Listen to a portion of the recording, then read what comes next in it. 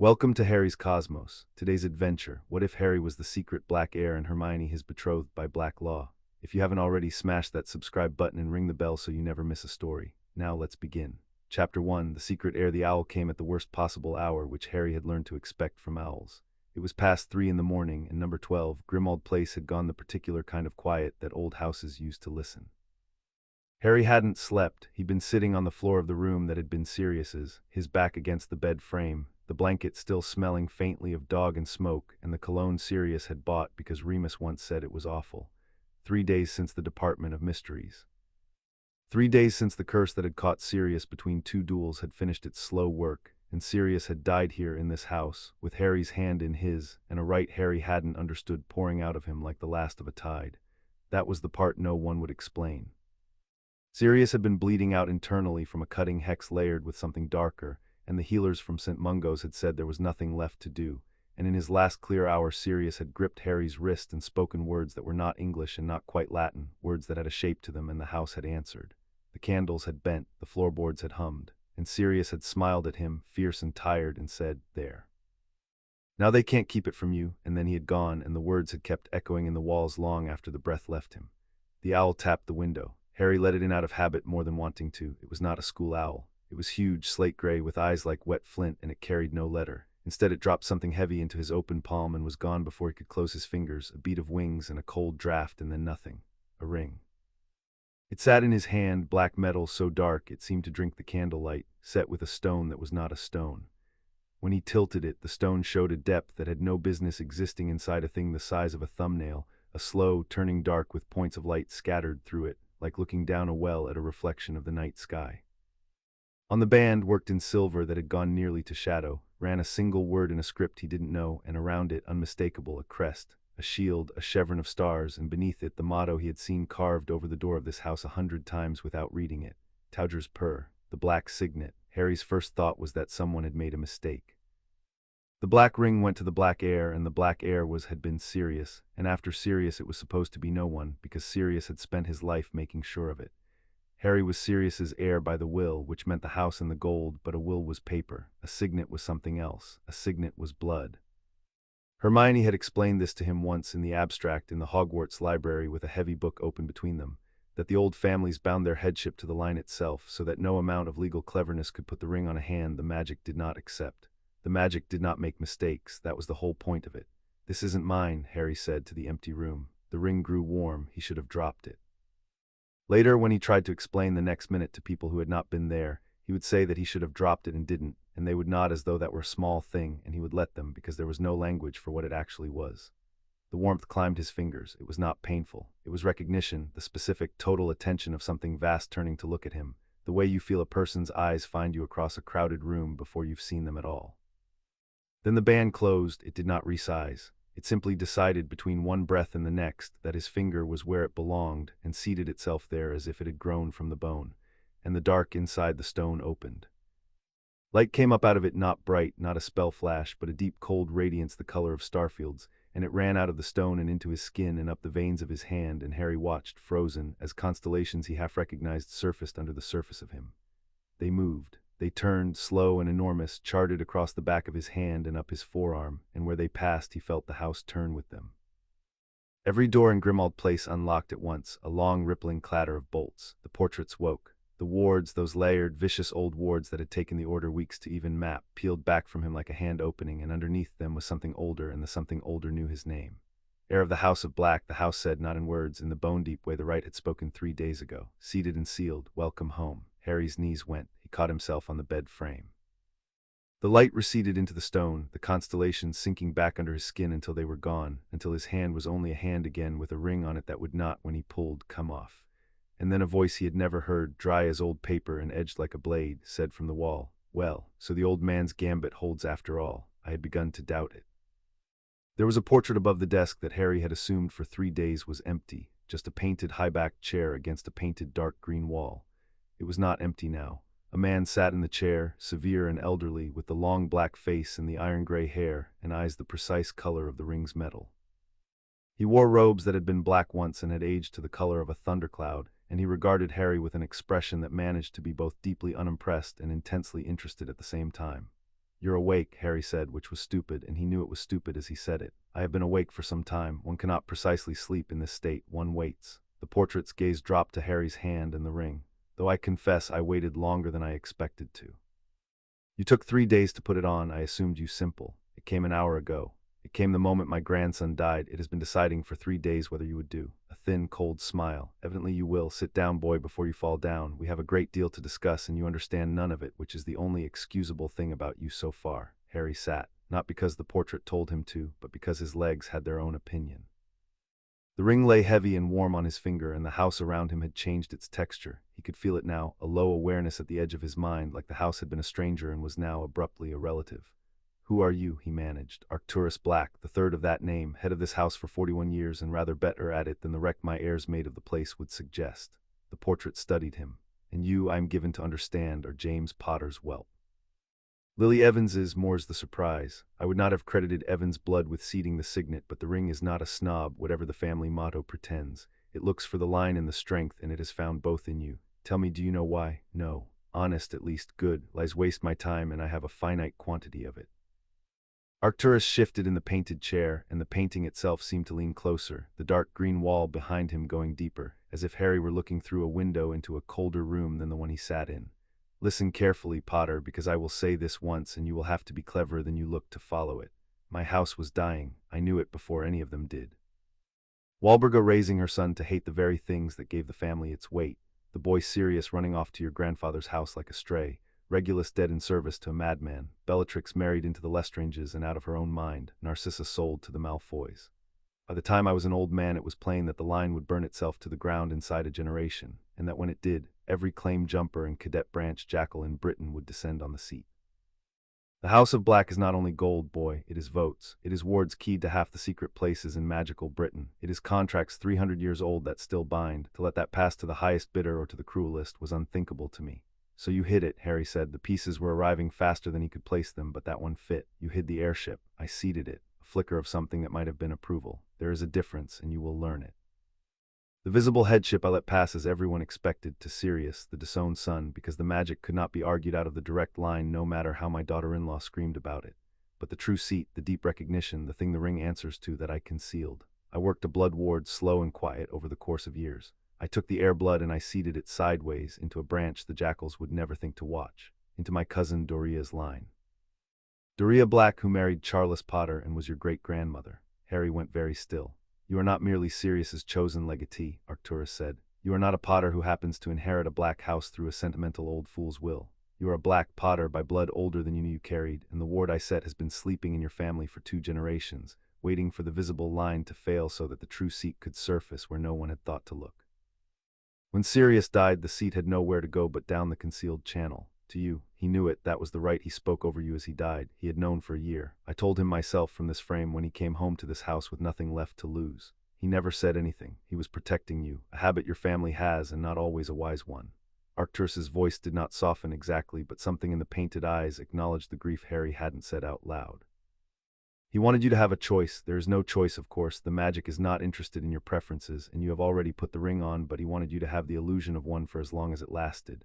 Now it has lasted as long as it can. You are the heir of the House of Black, seated and sealed, and there are consequences to that which begin tonight and which you cannot refuse. Harry looked at the ring, at the slow dark in the stone. What consequences? And the portrait of Arcturus Black, for the first time, hesitated. It was a small thing, a painting deciding how to phrase something. But Harry had spent 5 years learning to read the moment before adults told him things they would rather not, and he read it now. Tell me, he said. There is a contract, Arcturus said. Older than my concealment, older than me. It was sealed by my aunt Cassiopeia Black in 1925, and it is bound to the deep seat, to the true airship, not the visible one. It was designed for precisely this circumstance, an air surfacing from concealment, a house at the edge of ruin, a line that needs not merely a head but a future. He paused. It is a betrothal, the betrothal of continuance, and it has already begun to act. Of what? The moment the ring seated on your hand, the contract woke with it. It is even now doing the thing it was made to do. It is choosing. Arcturus's gaze sharpened. Cassiopeia was a stranger creature than the rest of us and cleverer, and she did not trust the family's obsession with blood purity to keep the line strong. She had watched purity drive us mad and barren in equal measure, so she wrote the contract to choose differently, not for purity, for fitness. For the witch whose magic best answers your own, whose strength best stabilizes a line that has poisoned itself for centuries, the ring is searching for her now. When it finds her, she will be bound to you and you to her, by black law that the ministry cannot touch and the family cannot easily break, and neither of you will have been asked. The house was silent. The constellations under Harry's skin gave a single turn, as if in answer to something far away, and the ring went briefly cold against his finger, then warm again, and Harry had the sudden vertiginous certainty that the warmth was not about him at all anymore, that it had reached out past the walls of Grimmauld Place, past London, out into the sleeping country, and found what it was looking for. "No," he said, "it is not a thing you say no to. I'm 16. Cassiopeia was younger when she signed it, and she signed it for both of us, the living and the not yet." The portrait's voice was not unkind, which was somehow worse. "I will not pretend it is fair, Potter. It is not. It is necessary, which is a colder and more durable thing than fair. The house needs continuance, and the contract provides it, and you have already taken the ring that binds you to its terms. The only mercy in it, and it is a real mercy, whatever you think of me, is that Cassiopeia's measure is true. The ring does not choose cruelly. It chooses the which you would, given 100 years and your own free judgment, most likely have chosen yourself. You may resent that, you will, but you will not, I think, find it has chosen wrong." Harry was on his feet without deciding to be. The ring throbbed once hard, like a second pulse, and somewhere very far away, he would swear to this later, and no one would quite believe him, and Hermione would believe him completely. Somewhere very far away, someone gasped awake. 200 miles north, in a tidy house in a tidy town, Hermione Granger sat bolt upright in bed with her left wrist on fire. She'd been dreaming about the library. She was always dreaming about the library now, the summer stretching empty and frightening ahead of them, Sirius dead and Harry locked away behind whatever silence the Order had decided was good for him. And then the dream tore down the middle, and a line of cold burning fire was being drawn across the inside of her wrist by an invisible hand, and she woke gasping, clutching her arm to her chest. There was light coming out of her skin. For one entire second Hermione Granger, the most rational person she knew, simply stared at it. A thread of pale radiance, blue-white, the color of a star seen on a clear winter night, was tracing itself across the inside of her left wrist in a shape that resolved as she watched into a constellation. 7 points, a long curve and a square, she knew it. She'd known it since she was 9, and her father had taken her out to the moors with a star chart and a thermos of cocoa, Ursa Major, the Great. The plow, and running beneath it in silver script that wrote itself letter by letter as if an unseen quill were moving, 2 words she did not at first understand, and then, with a lurch that turned her stomach to water, did Towger's purr. "No," Hermione said very quietly to her dark and ordinary bedroom. "Absolutely not." She was already moving. She was out of bed, she had her wand in her hand, underage magic warning be damned, she'd argue it later. She was very good at arguing, and she was casting every diagnostic charm she knew at her own wrist, one after another, fast and clean. Specialties Revelio, Finite, Aperseum. The constellation did not waver. It was not a glamour. It was not a curse she recognized.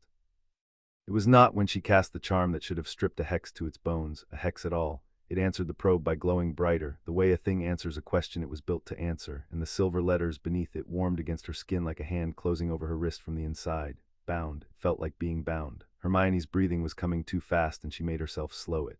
Panic was a luxury for people who didn't have a problem to solve, and she had a problem to solve. She went to her desk, turned on the lamp, and pulled down the books. She had brought half the school library home. She always did, and she blessed the instinct now. Nature's nobility, the sacred 28, wizarding inheritance, and the law of lines. Her hands were not quite steady as she turned the pages, and she hated that her hands were not steady, and she kept turning anyway. Towger's purr. The motto belonged to one family. She knew that even before she found the page. There was only one house that wore those words, and it was the house she had spent the last 3 days grieving, because it was Sirius's house, because it was the place Harry had been taken to be hidden away. She found the entry, House of Black. And there, in the dense small print of an appendix on old family contracts, a single paragraph that she read 3 times before the words would stay still. Of the betrothal bindings yet active among the sacred 28, the most notorious is the so-called betrothal of continuance of the House of Black, sealed by Cassiopeia Black, B. 1915, and bound to the deep airship rather than the visible headship, a distinction the author confesses is now largely academic, the deep airship of that house being long believed extinct. Should it ever surface, the contract is understood to act upon the seating of a concealed heir, binding to him a witch of the contract's own choosing. The terms are not recorded in any public registry, the House of Black having historically declined to file its private law with the ministry. The contract is dissoluble by black custom. Only upon the death of either party the unseating of the heir is false, or the invocation of severance by a sworn elder of the house, which last is held to require a blood price and is, in the four recorded instances, considered to have ended badly for all concerned. Hermione sat back, a witch of the contract's own choosing. The constellation on her wrist gave a pulse, as if it had heard her think the words, as if it agreed. Ursa Major, the bear. The House of Black named its children for stars, Sirius and Regulus and Bellatrix and Andromeda, the whole sky of them, and now it had reached out and written one across her skin. The panic she'd been holding off arrived all at once, cold and total. This had happened to her, not to a girl in a book. To her, Hermione Granger, in her own bedroom in the dark, with her parents asleep down the hall and no idea in the world how to explain to them that their daughter had been betrothed in her sleep to a dead man's house by a contract written before any of them were born. And then, underneath the panic, a second thought, quieter and far more frightening. Who is the heir? The deep airship of the House of Black surfaced from concealment, bound to whoever had just put on the ring. She turned it over, and the answer was so obvious and so impossible that she refused it twice before she could make herself hold it. Sirius was dead. Sirius's house had passed to her wrist, flared, bright enough to throw shadows up the wall, and held, and in the heart of the light for just a moment she saw it. A hand, a boy's hand with a black ring on it and constellations turning under the skin, and she knew that hand. She had held that hand running through corridors and pulled it back from danger more times than she could count, and the recognition went through her like cold water. "Oh, Harry," she whispered, "what have you done?" Back in Grimmauld Place, the portrait of Arcturus Black tilted its head, as though listening to something through a wall, and then looked at Harry with what was unmistakably surprise. "Interesting," it said. "What's interesting?" Harry's voice came out flat. He was holding very still because the warmth of the ring had changed again. It had reached out, found something, and settled the way a key settles into a lock, and the certainty that had been building in him had crystallized into a single unbearable fact he could not yet name. What did it choose? Who did it choose? "I cannot see her from here. The contract does not narrate itself for the convenience of portraits." A pause. "I can tell you what it has measured because the ring reports to the seat and the seat reports in its fashion to me. It has chosen strength, Potter, considerable strength. More than I expected, frankly. The binding is taut, which happens only when the match is close, when the two magics answer each other nearly note for note. Whoever she is no ordinary witch. The contract is well pleased with itself." The portrait's eyes narrowed. "You know her." It was not a question. Harry didn't answer it. He was thinking about a girl with her hand thrown up in a classroom, about a girl turning the pages of a book so fast she should have torn them, about a girl who had walked into fire for him and hexed a friend for endangering him and stood, 3 days ago, in the rubble of the Department of Mysteries with blood on her face and her wand still up, guarding his back. He was thinking about the only witch he knew whose magic answered his own note for note. He had been thinking about her, in fact, almost without pause for 3 days, the way you think about a fixed point when everything else has come loose. "It can't be her," Harry said. "Can't it?" Arcturus sounded almost gentle, which from him was alarming. "The ring is not sentimental, boy. It does not choose your friends to be kind to you. It chooses the strongest stabilizing match in range and binds without apology. If it has chosen someone you know, it is because someone you know is, by every measure the contract was built to take, the witch most fit to anchor this house. That is not coincidence. That is the contract doing precisely what Cassiopeia built it to do 80 years ago, with you and her specifically in mind, even though she could not have known your names." A beat. "Who is she?" The fire flared white in the stone of the ring one last time and went still, and Harry knew, with the total, sinking, terrible certainty of a thing that cannot be unknown, exactly whose wrist, 200 miles north, was burning. "Her name is Hermione," he said. "Hermione Granger. She's my best friend. She's Muggle-born." He looked up at the portrait, and there was something hard coming into his face now, past the shock that the portrait of Arcturus Black noted with sharp and sudden attention. "And you're going to tell me right now how to undo this, because she didn't choose it and I didn't choose it, and I am not going to let your house decide her life for her." A long silence in the old room. Then the portrait of Arcturus Black began, very softly, to laugh. It was not a cruel laugh, that was the strange thing. Harry had braced for cruelty. The whole house was built out of it. Every portrait he'd passed for 3 days had spat slurs at the order, and he'd expected the head of it to be the worst.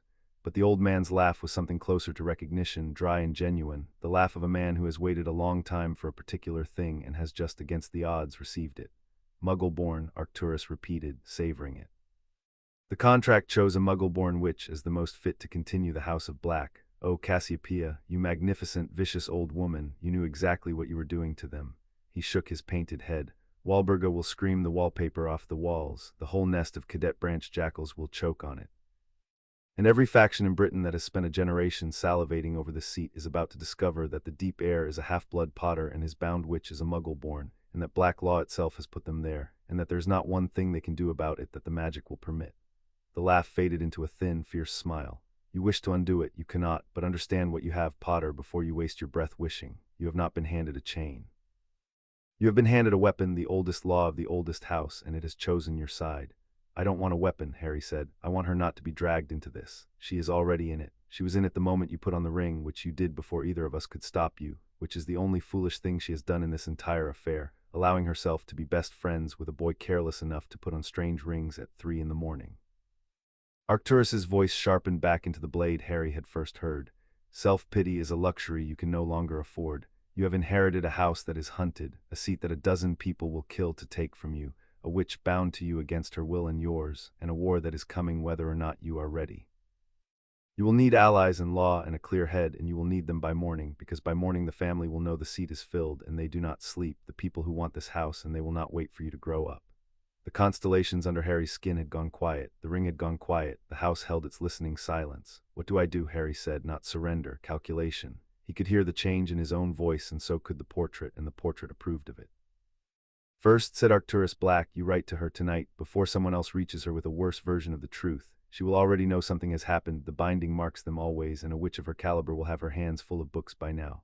Do not let her learn the rest from an enemy. Tell her the truth plainly. She will hate it. She's entitled to hate it, but she will hate it less coming from you. A pause and something almost like counsel.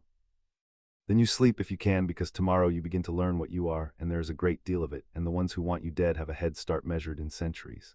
Welcome to the House of Black, Heir Potter. I am sorry it is not gentler. It was never built to be gentle, but it is at last yours, and that, I think, is going to surprise a great many people who deserve to be surprised.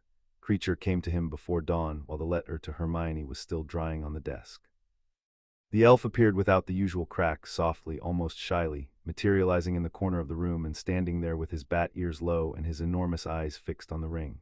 For 3 years Creature had spat at the order under his breath, had called Sirius's friends filth and thieves, had nursed his hatred of the borrowed boy who lived in his dead mistress's house. He did not spit now.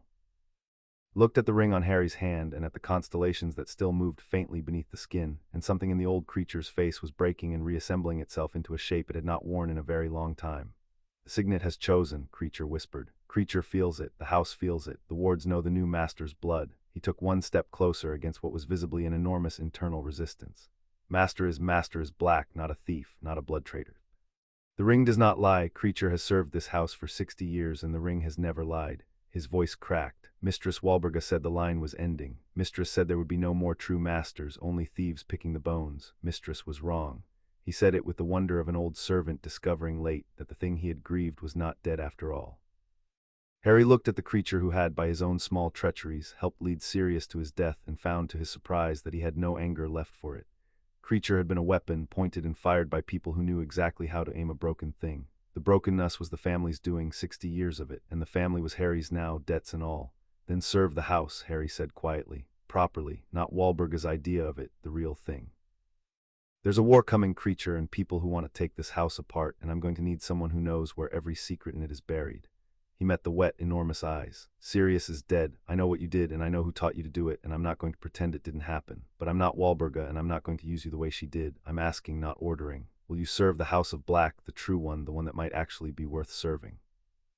For a long moment Creature did not move. Then he bowed low, lower than Harry had ever seen, his nose nearly to the floor, and when he straightened there were tears running freely down the deep creases of his face.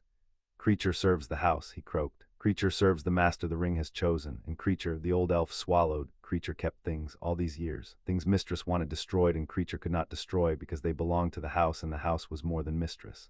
Old things. A ledger secrets, Creature will bring them when the master needs them. The master will need them. He looked at the ring once more, and the wonder had settled into something steadier, something that would, in the weeks to come, harden into the fiercest loyalty in the house. The house is not ending, Creature whispered to himself, to the dead mistress in the hall, to 60 years of grief. The house has a head again. And he was gone as softly as he'd come, leaving Harry alone with a drying letter and a ring that would not come off, and the first ally he had won without meaning to, simply by being the thing the magic had recognized. Harry did not sleep.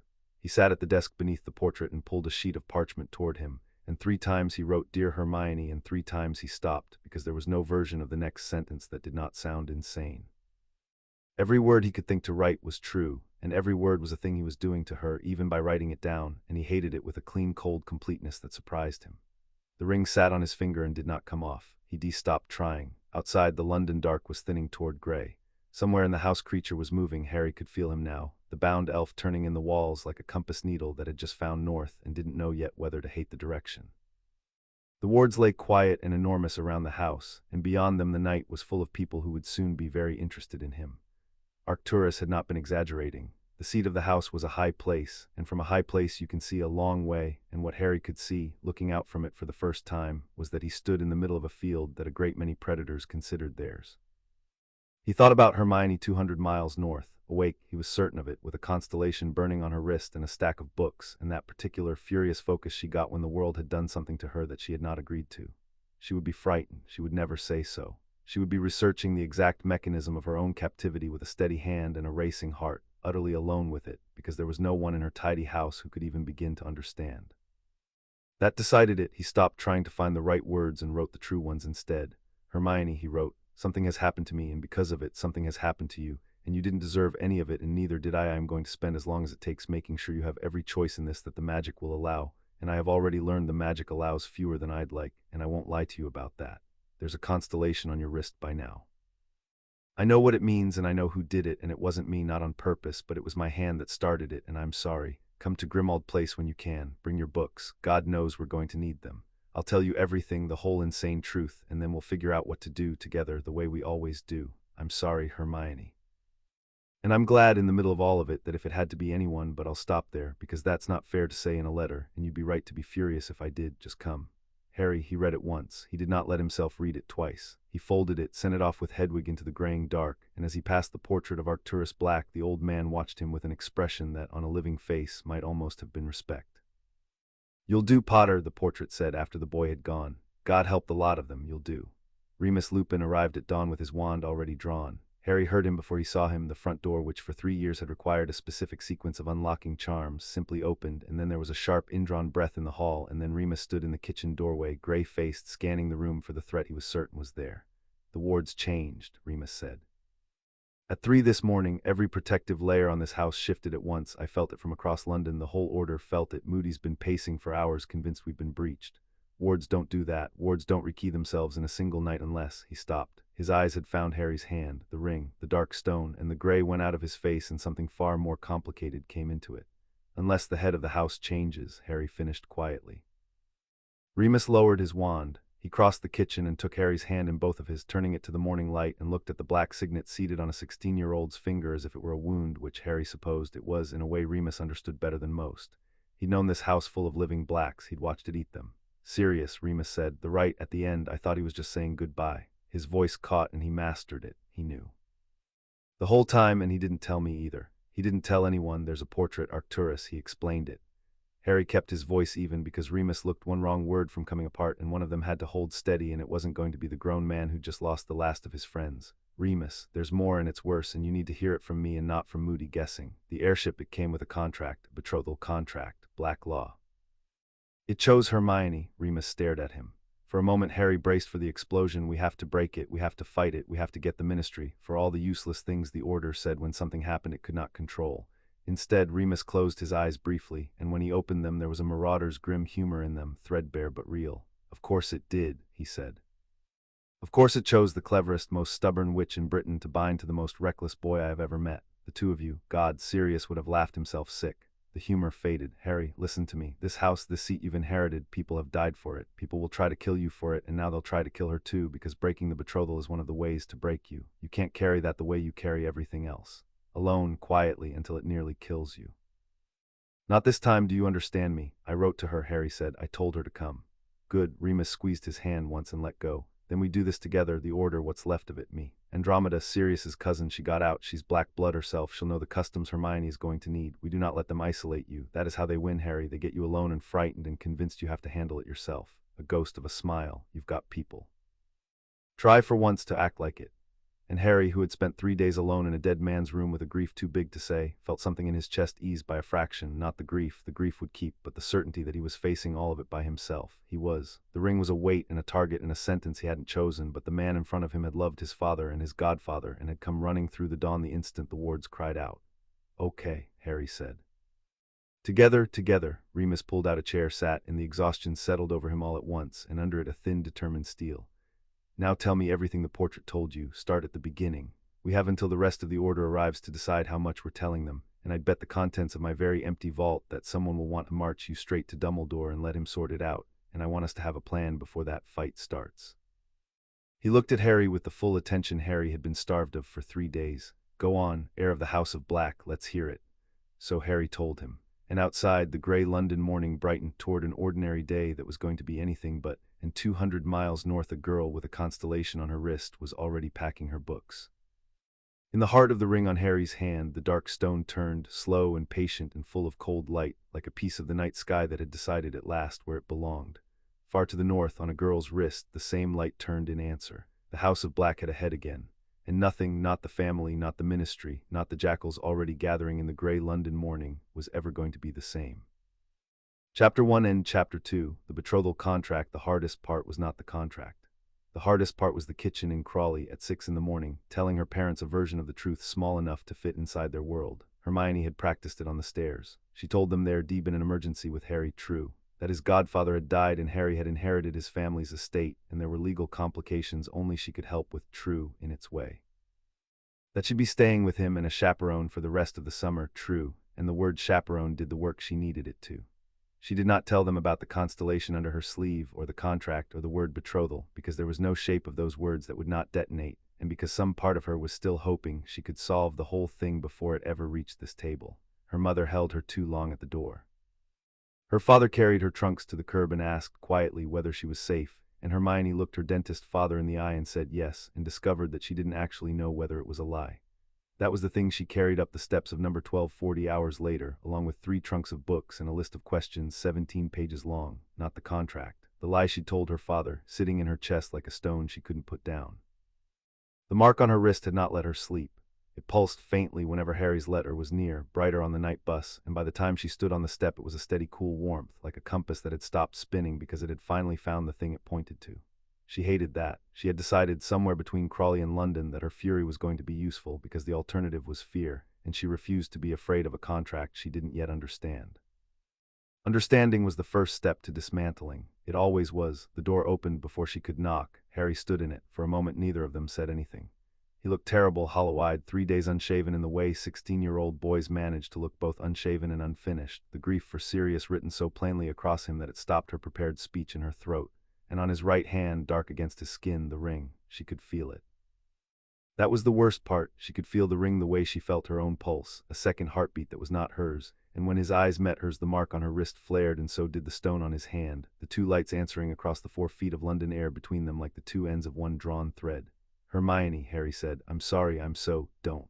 She stepped past him into the hall because if he apologized again she was going to cry, and she had not come to cry. Apologize? You apologizing makes it sound like you chose it, and you didn't, and if you didn't choose it then there's nothing to apologize for, there's only a problem to solve.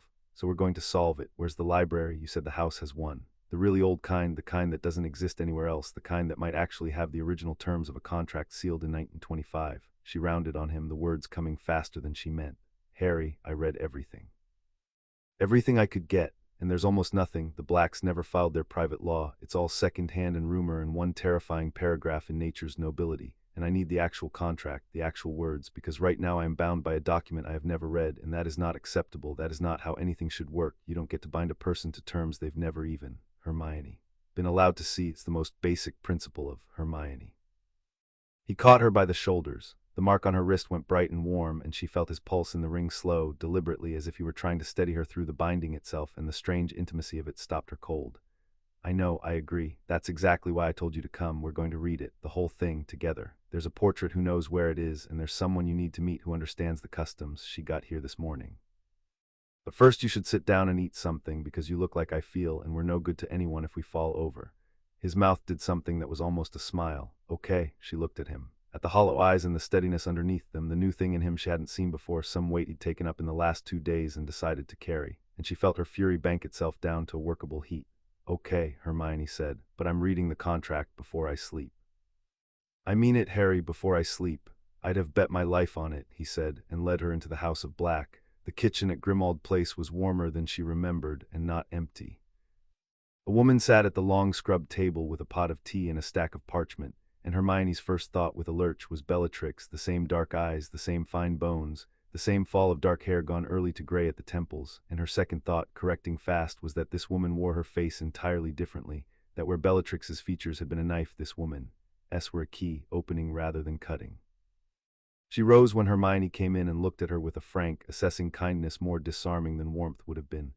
"You'll be Hermione," she said. "I'm Andromeda Tonks, Sirius's cousin. Yes, I look like my sister. No, I am nothing like her. We can get that out of the way now and never discuss it again, which is how I prefer to handle it." She gestured to a chair. "Sit.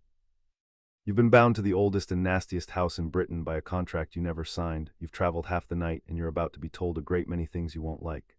The least I can do is pour you tea while it happens." Hermione sat. The tea was exactly what she needed, and she resented needing it and drank it anyway. "Your black blood," she said. "The book said the contract chose for fitness, strength, compatibility, not purity.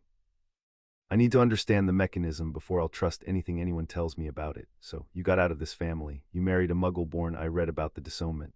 How does a family that burns muggle-borns off its tapestry have a contract that chooses one as its heir's betrothed?" Andromeda's eyebrows rose, and something like respect moved behind her eyes. "Straight to it. Good, you'll need that." She refilled the pot with a flick of her wand. "The answer is Cassiopeia, and the answer is that the House of Black has never been one thing. Walburga, my mother, the screaming portrait in the hall, that's one strain.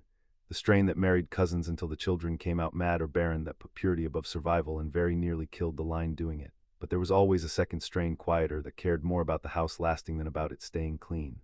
Arcturus was that strain. Cassiopeia was that strain more than anyone." Voice dropped. Cassiopeia Black never married, never had children.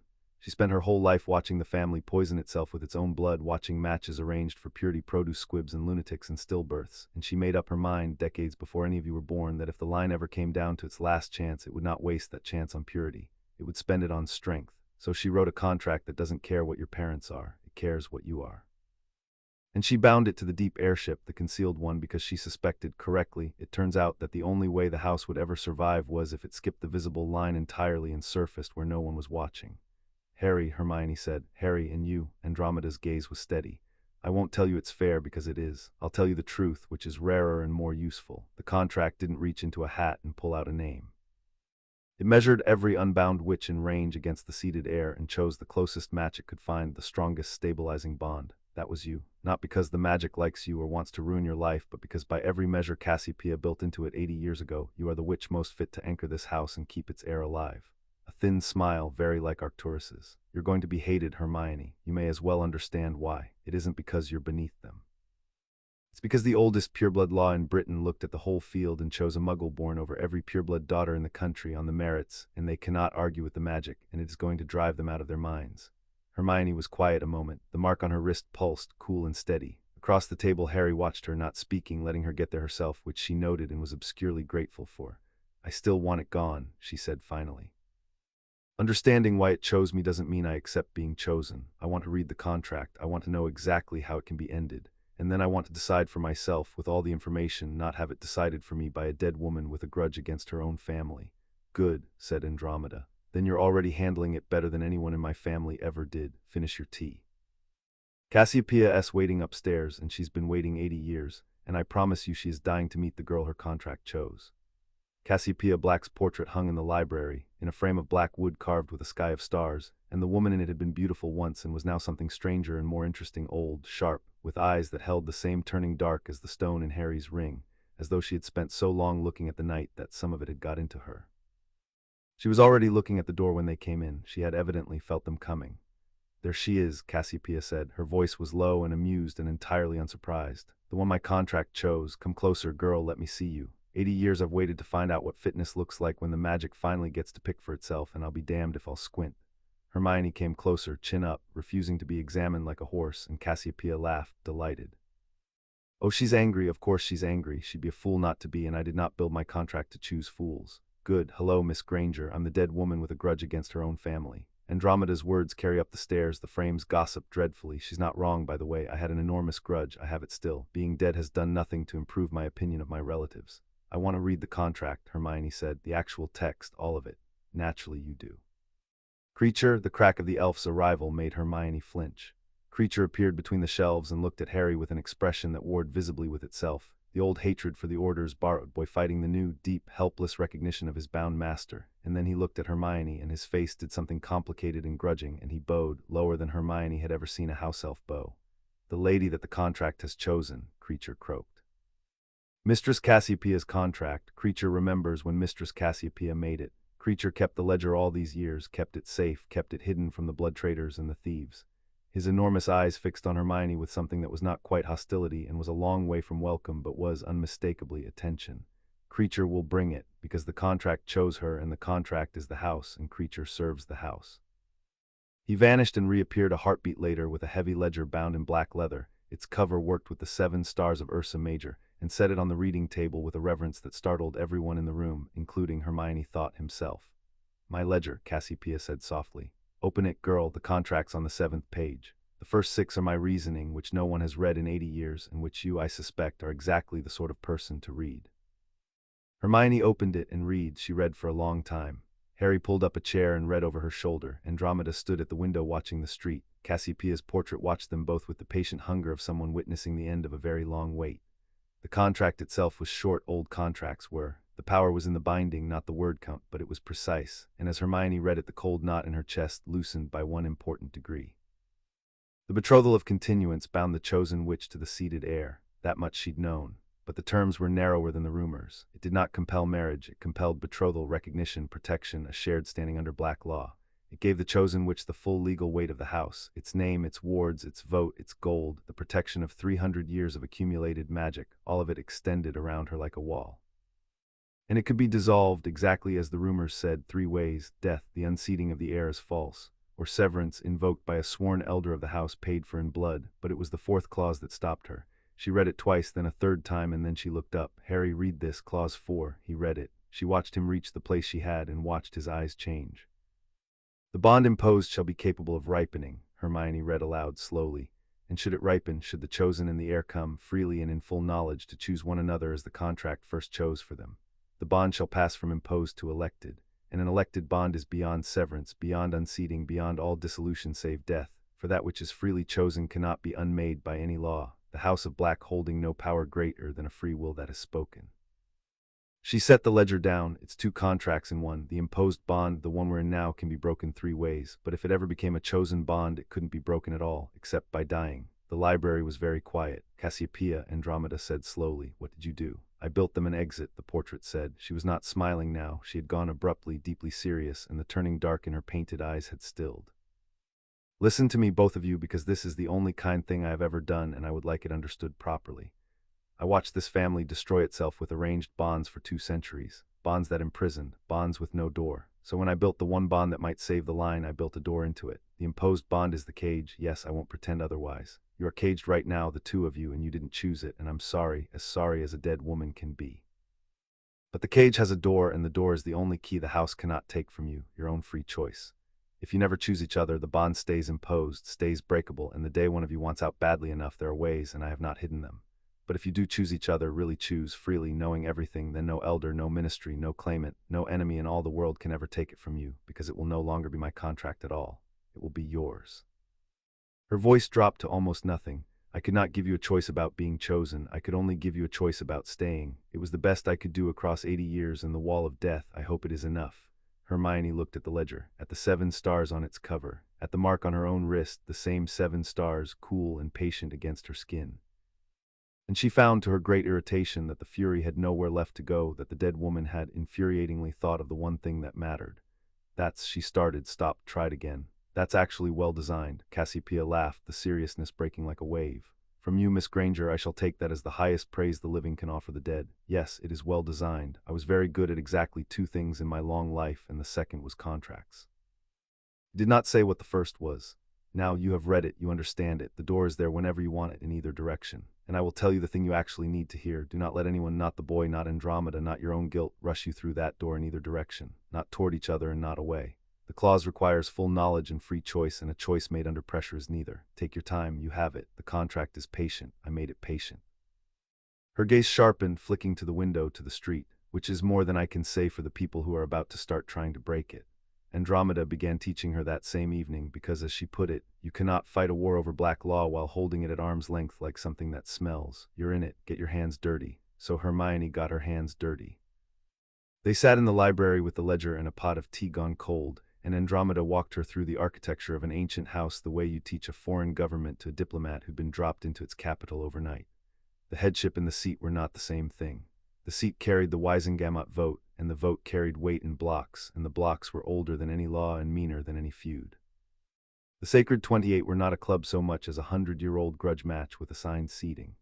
The House of Black had been, for 2 centuries, the dark heart of the purest bloc, which meant that a half-blood heir and a muggle-born lady seizing it was not merely a scandal but a defection, a fortress changing sides in a war the purists had thought they were winning. That's why Marius and Selwyn matter so much and so fast, Andromeda said. It isn't personal, whatever Marius pretends. The House of Black voting against blood purity is worth more than any 10 ordinary defections. You're not just a girl who got bound by a contract, Hermione. You're a strategic catastrophe for an entire faction. They have to break this before the first vote is cast, because the first vote the House of Black casts as yours changes the arithmetic of the Wisengamot for a generation. Hermione absorbed it the way she absorbed everything, fast, completely, asking the question 2 steps ahead before Andromeda had finished the answer in front of it. By the second hour she had stopped taking notes and started correcting them. By the third she had reorganized Andromeda's explanation of the voting blocks into a chart that was clearer than anything in the Black Library, and Andromeda had stopped teaching and started simply watching, with the particular expression of a tutor realizing the student has overtaken the lesson. You know, Andromeda said, I came here braced to spend the summer dragging a frightened muggle-born child through customs designed to exclude her. I'm beginning to think the customs should be frightened of you. She tapped the chart. There's a thing I should say, and I'll say it once. I got out of this family. I married Ted, I had Dora, I burned my own bridges before they could burn me, and I have spent 20 years being glad of it and a little ashamed of it both. Glad I was free, ashamed I ran instead of fighting. Watching you, I think I understand my own life better than I have in years. I ran because I couldn't see a way to win from inside. You're not running. You're going to take the thing that exiled people like me and turn it into a house that would have welcomed me. That's the fight I couldn't find. Her dark eyes, Bellatrix's eyes, worn entirely differently, were bright. So whatever else this contract did to you, child, it put the right person in the chair. Now, tell me what you've worked out about the vote, because I can see from your face you've already worked out something I haven't. The proxy clause, Hermione said immediately. The seat can extend a proxy to the lady of the house, which means the moment Harry seats the vote, I can speak with the house's voice in the Wisengamot, a muggle-born, holding the proxy of an ancient house on the floor by black law. They can't expel me, the law put me there. Can they? She was already 3 steps ahead, the strategy assembling itself behind her eyes. Andromeda, they built this contract to save the line. But it's also a weapon, Cassiopeia said so, and she was right, and I don't think anyone's ever actually used it as one. A muggle born with a vote and the standing to use it, inside the oldest, purest house in Britain. That's not a scandal, they survive. That's a knife at the heart of everything they are. She looked up, and there was something fierce and bright kindling in her that Andromeda recognized, because she'd seen it in the mirror 20 years ago and never quite had the chance to use it. They came to break me. I think we should worry rather less about surviving them and rather more about what we do to them. Andromeda began slowly to smile. Oh, she said. Oh, you're going to be magnificent. Cassiopeia, you clever dead witch, you've no idea what you've let into the house. And from the frame, very softly, Cassiopeia Black laughed because she had, in fact, every idea and had been counting on it for 80 years. They found a few minutes alone before the letters came, the only minutes alone they would get for a long time, though they didn't know it yet. Andromeda had gone to write to her husband. Cassiopeia had fallen silent in the way portraits did when they wished to leave the living their privacy. Harry and Hermione sat on opposite sides of the reading table with the ledger between them, and for a while neither of them said anything, and the binding hummed quietly in the space between, 2 lights leaning toward one another whether or not their owners approved. You should sleep, Harry said at last. You said before you sleep, you've read it now. I'm not going to sleep. Hermione turned a page she wasn't reading. Harry. I need to say something, and I need you not to apologize when I do, because you've done enough apologizing to last us both a decade. She looked up. I'm not angry at you. I want to be. It would be so much simpler if I could just be angry at you, but you didn't do this. The ring did, and you've spent 2 days trying to give me back a choice that isn't yours to give. I see that. I'm angry at the situation. I'm angry that there's a thing in my chest that turns toward you whether I tell it to or not. I'm angry that I lied to my father this morning. I'm angry that the cleverest thing I can do right now is stay bound to you, because the alternative hands a victory to people who hate everything I am. She exhaled. I needed to say it out loud once, so it's said, and so we don't have to keep circling it. I'm not angry at you. We're clear, Harry said quietly. The ring's pulse had steadied through all of it, matching itself to her, and she'd felt him do it again, that deliberate, wordless steadying, his magic reaching to calm hers through the binding because he didn't have any words good enough and was using what he had. For what it's worth, and I know it's not worth much, I'd rather be bound to you than free with anyone else. That's not the contract talking. I worked out it was you before the portrait even confirmed it. I'd have known your magic anywhere. He stopped as if he'd said more than he meant to and looked back down at the ledger. Anyway, that's not fair to say either, probably. Cassiopeia said not to rush the door in either direction. No, Hermione agreed and discovered her face had gone warm and was furious about that too. It's not fair, don't say things like that while I'm trying to think. But she didn't tell him to take it back, and he didn't, and the binding hummed content between them, and that was where they left it, one beat, stated once, set down. There was too much coming to do anything else with it yet. Then the first owl arrived, and the quiet ended for good. It arrived by Ministry Owl on Ministry parchment with a Ministry seal, and Harry knew before he opened it that the piece was over. He read it standing in the kitchen with Remus and Andromeda and Hermione around him, and his face did the thing Hermione had watched it learn over the last 2 days, going still and cool and calculating, the boy giving way to the air. It's from the Wisengamot Administration Services, Harry said. A Madame Selwyn, clerk of the records. He read it aloud, flat. It has come to the attention of this office that an irregular betrothal binding has been registered against the magical signature of one Hermione Jean Granger, a witch of Muggle parentage, purportedly under the private law of the House of Black. As no such contract appears in the Ministry's registry of betrothals, and as the binding of a Muggle-born witch under unfiled pureblood law raises significant questions of consent and legality, this office hereby opens a formal inquiry into the validity of the said binding, and requires the attendance of the parties at a preliminary hearing. He looked up. There's a date, 2 weeks. Selwyn, Andromeda said, and her mouth thinned. I know that name. Old family cadet pure, the sort that didn't quite make the sacred 28 and has resented it for a century. Vesta Selwyn, she's been a clerk of the Wisengamot 30 years, which means she's never held real power and has spent 30 years learning exactly where all of it is buried. She looked at Hermione. She isn't coming after you because she cares about your consent. Read it again. The binding of a Muggle-born witch under unfiled pureblood law. She doesn't want to free you, Hermione. She wants to void the contract on the grounds that a Muggle-born can't be bound by Black law at all. Because the day a court rules that a Muggle-born can't hold standing in an old house, every Muggle-born in Britain loses a little ground. That's the precedent she's hunting. You're just the case that lets her hunt it. So she's an enemy who will free me for the wrong reasons, Hermione said slowly, which means freeing me is the last thing I should let her do because of what she'd build on it. Now you're thinking like a Black, Cassiopeia called approvingly from the library, the frames carrying it down. But it was the second letter that turned the afternoon cold. It came an hour later, not by Ministry Owl but by a great black raptor none of them recognized, and it bore no Ministry seal. It bore, pressed into dark green wax, a crest, a shield, a chevron of stars, Tauder's purr, the crest of the House of Black, Harry's own crest. On a letter he had not sent, he broke the seal. He read it, and Hermione, watching his face, felt the ring's pulse change through the binding, felt it go hard and fast and cold, and knew before he spoke that the piece was not just over but had been over longer than any of them had realized. It's signed Marius Black, Harry said. That's not possible, Andromeda said sharply. Marius Black was a squib, my great uncle, cast out before the war, the first one, with Grindelwald burned off the tapestry for being born without magic. He's been dead for decades. There is no Marius Black. There is now. Harry set the letter on the table where they could all see it. The handwriting was elegant, old-fashioned, entirely without warmth. To the boy presently wearing my family's ring, he read. You will not have heard of me, which is precisely the point. The best-laid concealments cut in more than one direction. You believe yourself the heir of the House of Black. You are mistaken. The seat you imagine you have inherited was concealed by Arcturus through a channel he had no right to use, against the true succession, which runs, as I will demonstrate, in a forum of my choosing, through a line he himself unjustly severed. I do not write to threaten you, I write to inform you. The ring you wear is on the wrong hand, the contract you have triggered is therefore void at its root, and in due course both errors will be corrected. You seem, by all accounts, a capable boy. I would urge you to surrender the ring before the correction becomes painful for you, and more particularly for the Muggle-born child the broken contract has ensnared. She at least is innocent in this. You could spare her a great deal. Consider it. Marius Black of the true line. Nobody spoke for a moment. He named Hermione, Remus said quietly. In the second paragraph, before he'd made a single argument about the succession, he led with the threat to her and dressed the rest up around it. Yes, said Harry, and his voice had gone somewhere very flat and very controlled, and the ring on his hand was cold as deep water.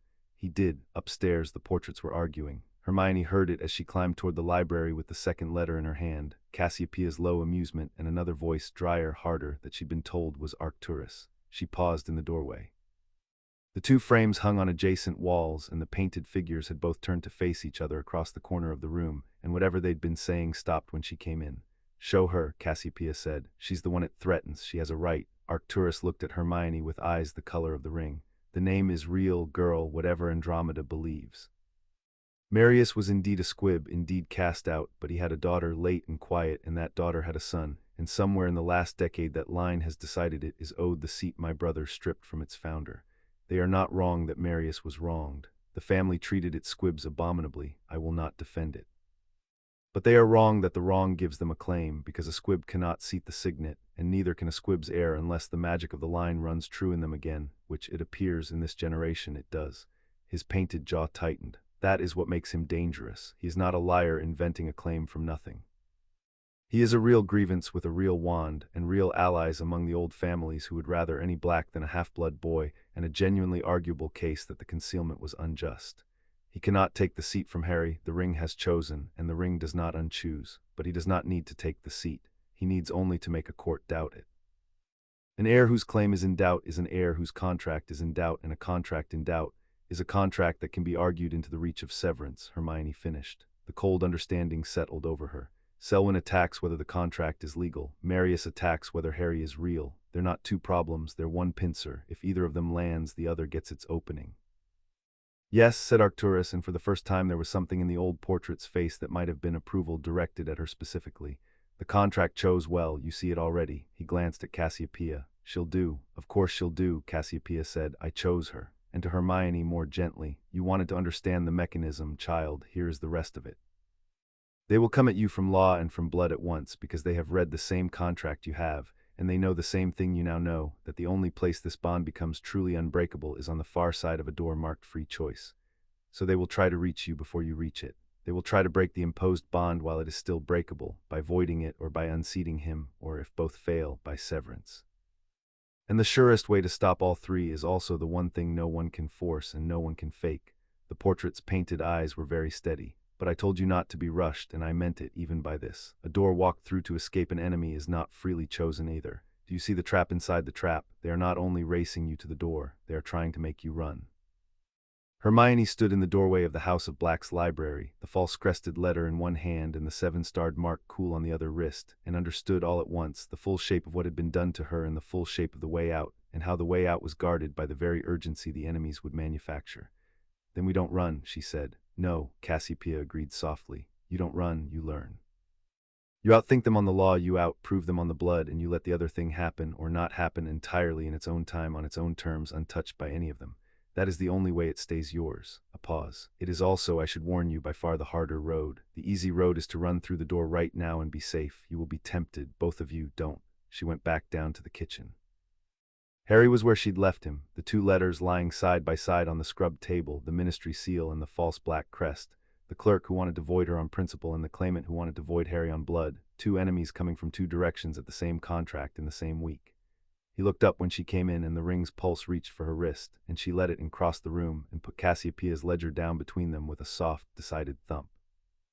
"All right," she said, and opened it to the first of Cassiopeia's 6 pages of reasoning, the ones no one had read in 80 years. "Then we'd better know this contract better than either of them. Every word, every clause, every loophole Cassiopeia left and every one she closed. They both just told us exactly what they're going to attack: Selwyn the legality, Marius the succession, and the only way to win is to know our own ground better than the people trying to take it." She looked at Harry and at Andromeda and at the doorway where she could feel the portraits listening. "There's a clause that makes this unbreakable, and they know it as well as we do, and they're going to try to make us run through it before we mean it. So we're not going to. We're going to win the boring way, on the law, on the proof, and we're going to leave the other thing completely alone until it's nobody's business but ours." She found Harry's eyes. "Agreed, agreed," Harry said. And under the table, where no one could see, the ring on his hand and the mark on her wrist warmed at the nearness, two lights leaning toward one another across the narrowing space, and for once both of them let them, and neither said a word about it, and that was a kind of agreement too. "So," Hermione said, pulling the lamp closer. "Who's going to help me read?" "All of us," said Harry. "Start at page 1. And in the library upstairs, the portrait of Cassiopeia Black settled back into her painted chair of stars and watched her contract begin at last, to do exactly what she had built it to do, not to chain 2 children, but to arm them. And if a portrait could be said to feel anything at all, what Cassiopeia Black felt in that moment was something very close to hope. Chapter 2 and Chapter 3. Bound by law for 13 days they lived inside the law. The library at Grimmauld Place became a war room. Hermione mapped the contract onto a wall of parchment in her own ruthless hand, clauses, precedents, the 3 breakable dissolutions in red, the unbreakable 4th in black ink she would not let anyone touch. She had Creature bring up 2 centuries of black legal correspondence, and she read all of it, and she made Harry read the half of it that mattered, and she made Andromeda explain the half of that which the books assumed everyone already knew. By the 4th day she understood the Wisengamot's procedural rules better than most of the clerks who administered them. By the 7th she had found the flaw she was looking for in Selwyn's filing, and she did not tell anyone because she wanted to be certain, and because a weapon announced is a weapon answered. The binding settled into them like a second sense. They stopped flinching from it.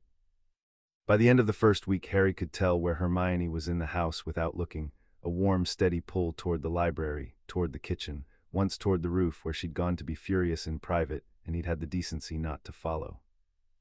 She could feel his moods the way you feel weather coming. The cold, flat focus when he read Marius's letter again, the banked grief that rose at night and that he never spoke of, the quick, bright thing that happened in him whenever she solved something, which she pretended not to notice and noticed every time. Neither of them mentioned it. Cassiopeia's warning hung over the house, do not let them make you run, and so they did the disciplined thing and left the binding alone and let it hum between them, unremarked, getting quietly stronger by the day whether they discussed it or not. It was the discipline that nearly broke first. On the 9th night Hermione found Harry in the drawing room at 2 in the morning, sitting in the dark in front of the black family tapestry, looking at the scorch mark where Sirius's name had been burned away. She knew through the binding that he was there before she reached the door. She knew, too, the texture of what he was feeling, which was the particular hollow ache of grief that has run out of tears and has only the long, flat plane of missing left, and she stood in the doorway for a moment deciding whether to leave him to it. You can come in, Harry said without turning. I can feel you deciding. That's deeply unfair, you know. She came and sat beside him on the floor, facing the tapestry, the burned hole where a man's whole life had been removed by his own mother's wand. I can't tell what you're thinking, only how you're feeling. It's like being handed half a sentence. I'd take half a sentence. He was quiet a moment. He should be on here, Sirius. He gave me this whole all of this, and they burned him off the family for the crime of being decent, and I'm sitting in his house wearing his ring, and I can't even put his name back on the wall. His jaw worked. Arcturus said the tapestry only answers to the seated head, so technically I could put him back, I just haven't been able to make myself touch it. Hermione looked at the burn. Then she looked at Harry, at the boy carrying a dead house and a war and a contract and a grief all at once and trying not to let any of it show, and she made a decision that had nothing to do with the law. Then do it now, she said. Not for the politics, not for the claim, just because he should be on the wall and you're the only person alive who can put him there, and it's 2 in the morning and there's no one here but me. She reached over in the dark and took his hand, the right one, the one with the ring, and the binding flared between them, warm, steadying, and she held it there against the cold of the tapestry. Go on, I've got you. Harry looked at her. Whatever was in his face, she couldn't read it through the binding, only feel it, a great complicated warmth breaking over the grief, and then he turned to the wall and pressed his ringed hand flat against the scorch mark and spoke his godfather's name into the dark. The tapestry shuddered, thread by thread, gold against black, the burn knit itself closed, and the name wrote itself back into the line where it belonged, Sirius Black, and beneath it, unbidden, a second line the tapestry added of its own accord, in the old formal hand it used for those who had held the seat. The ring passed true through him. The drawing room filled briefly with the cold starlight of the binding, the mark on Hermione's wrist and the stone on Harry's hand burning bright together, and then it faded, and there was only the dark and the restored name and the 2 of them sitting on the floor holding hands in front of it. Thank you, Harry said very low. You'd have done it eventually. No, he said, I don't think I would have, not alone. He didn't let go of her hand, and she didn't take it back, and for a long moment they just sat there, the binding warm and content between them, the grief eased by exactly the fraction that company eases grief and no more. It was Hermione who finally drew back gently, because she could feel the door Cassiopeia had warned them about standing open in the dark, and because she meant what she'd said about not being rushed through it, not even by something as quiet and true as this. We have a hearing in 4 days, she said, standing, offering him a hand up. And I've found something. Come back to the library. I'll show you how we win. The flaw was beautiful, and it was Selwyn's own. Hermione laid it out on the war room wall the next morning for all of them. Harry, Andromeda, Remus, and the 2 portraits carried down into a pair of smaller frames Creature had hung specially. Selwyn filed her inquiry under the Statute of Betrothal Regulation, 1898, Hermione said, tapping the parchment. It's the law that requires betrothal contracts to be registered with the ministry. Her whole case rests on it. The black contract was never registered, therefore it's irregular, therefore the binding of a muggle born under it raises questions of legality. It's a clean argument, there's just one problem. She turned, and there was something almost feral in her satisfaction. The Statute of Betrothal Regulation exempts the private law of the Sacred 28 explicitly. Section 9, subsection 4, the old families fought for it in 1898 precisely so the ministry could never poke into their private contracts. The House of Black is the second name on the list of the 28. The contract is not required to be registered. Its being unregistered isn't an irregularity. It's a legal right written into the very statute Selwyn is trying to use against it.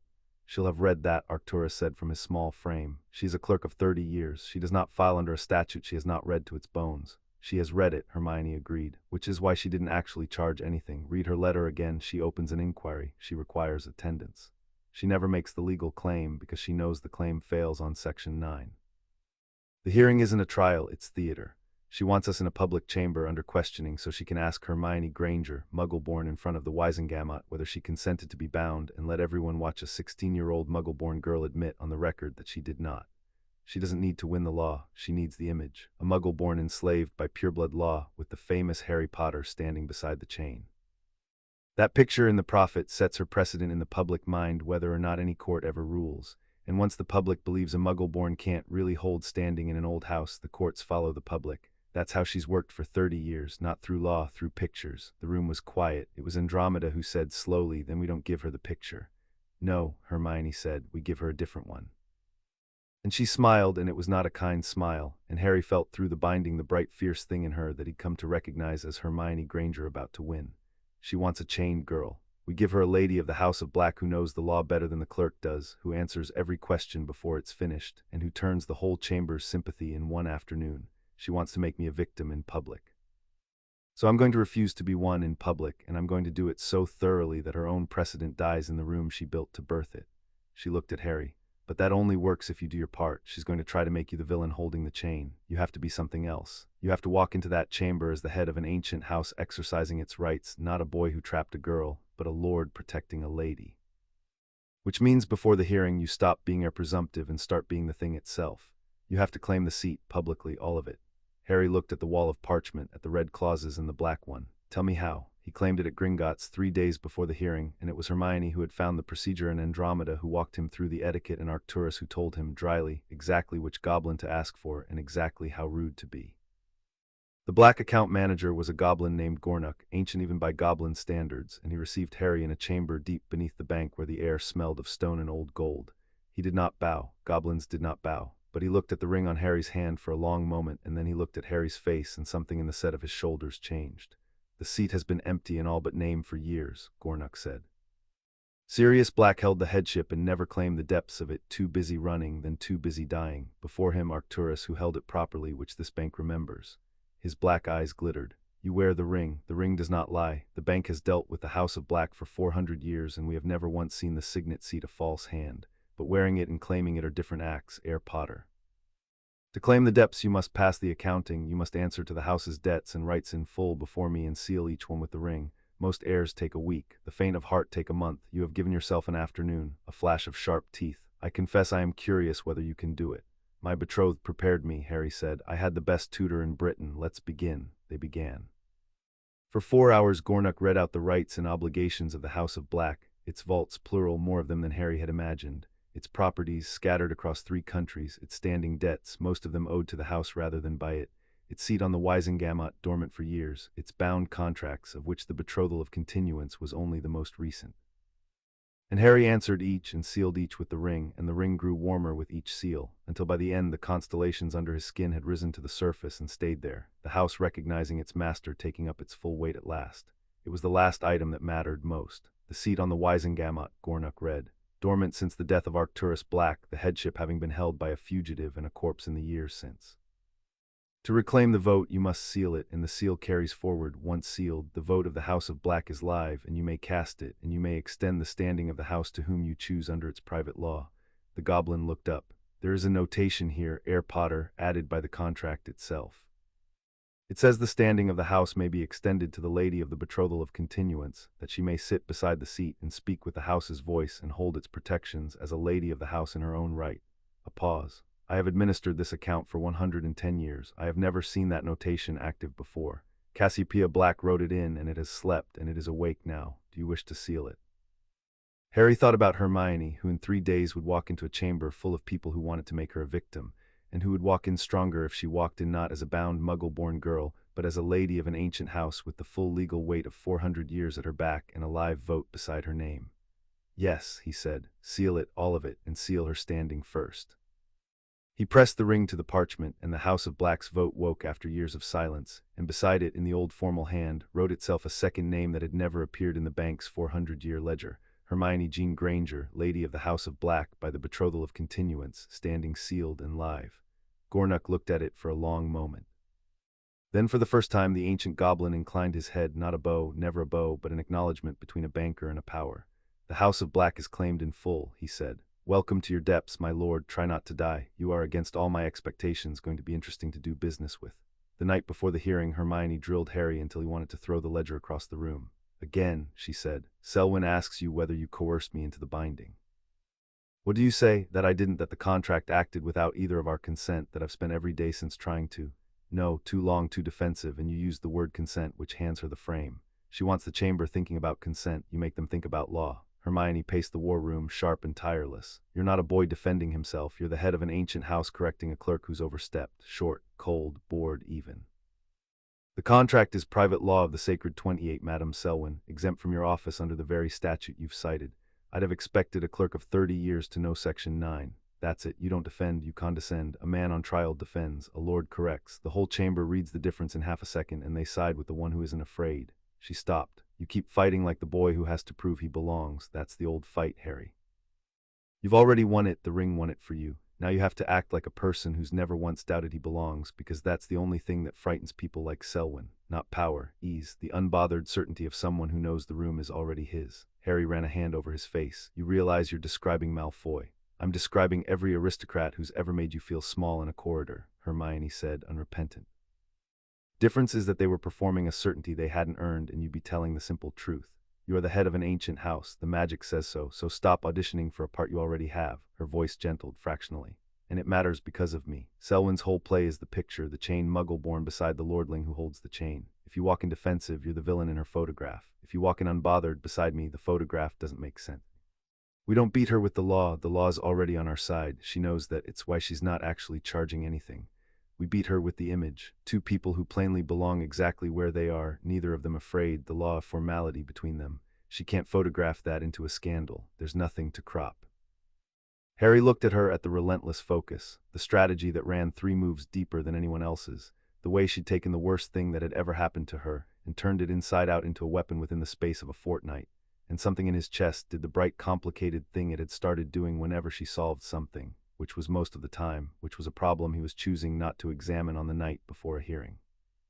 Again, he said instead, and squared his shoulders and let the cold certainty settle over him like the robes he'd wear tomorrow. Selwyn asks whether I coerced you.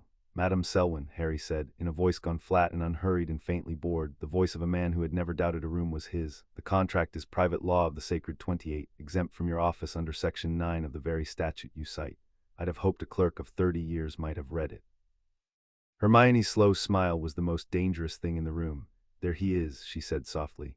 That's the man who walks into the Wisengamot tomorrow. Hold on to him. He's going to win us a war. And from the wall, the portrait of Arcturus Black, who had been listening to the whole drill in silence, inclined his painted head a fraction of an inch, which was, from Arcturus, applause loud enough to crack the frame.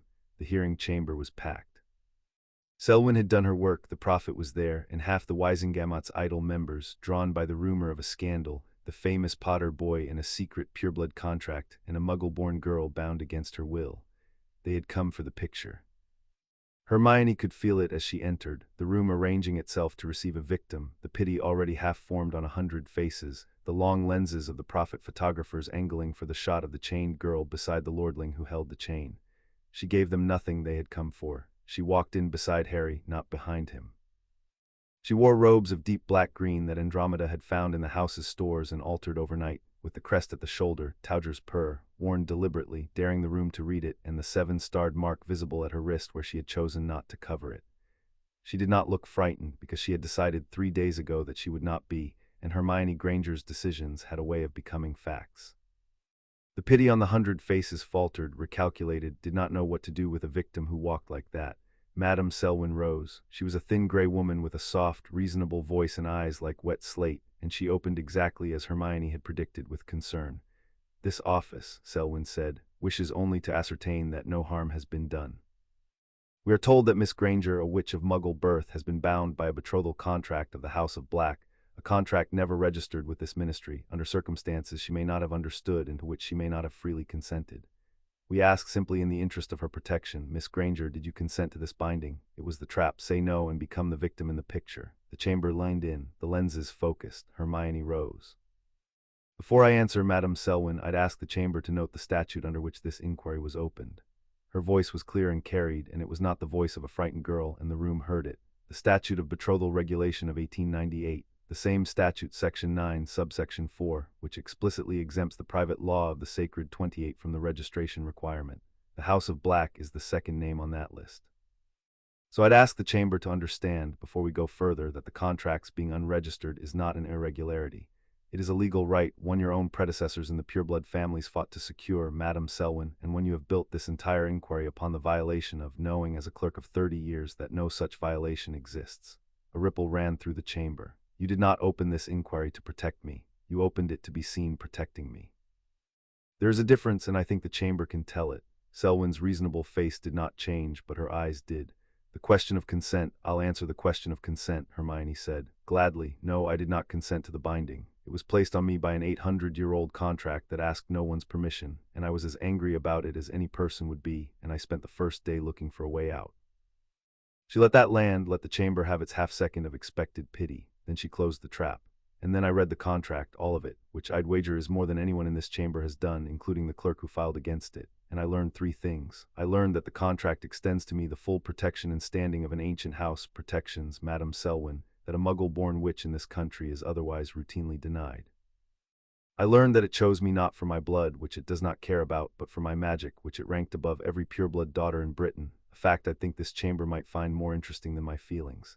And I learned that it can be ended at any time by my choice or his, by mechanisms I now understand in full. She lifted her chin. So here is my answer to your question of consent, complete. I did not consent to being bound.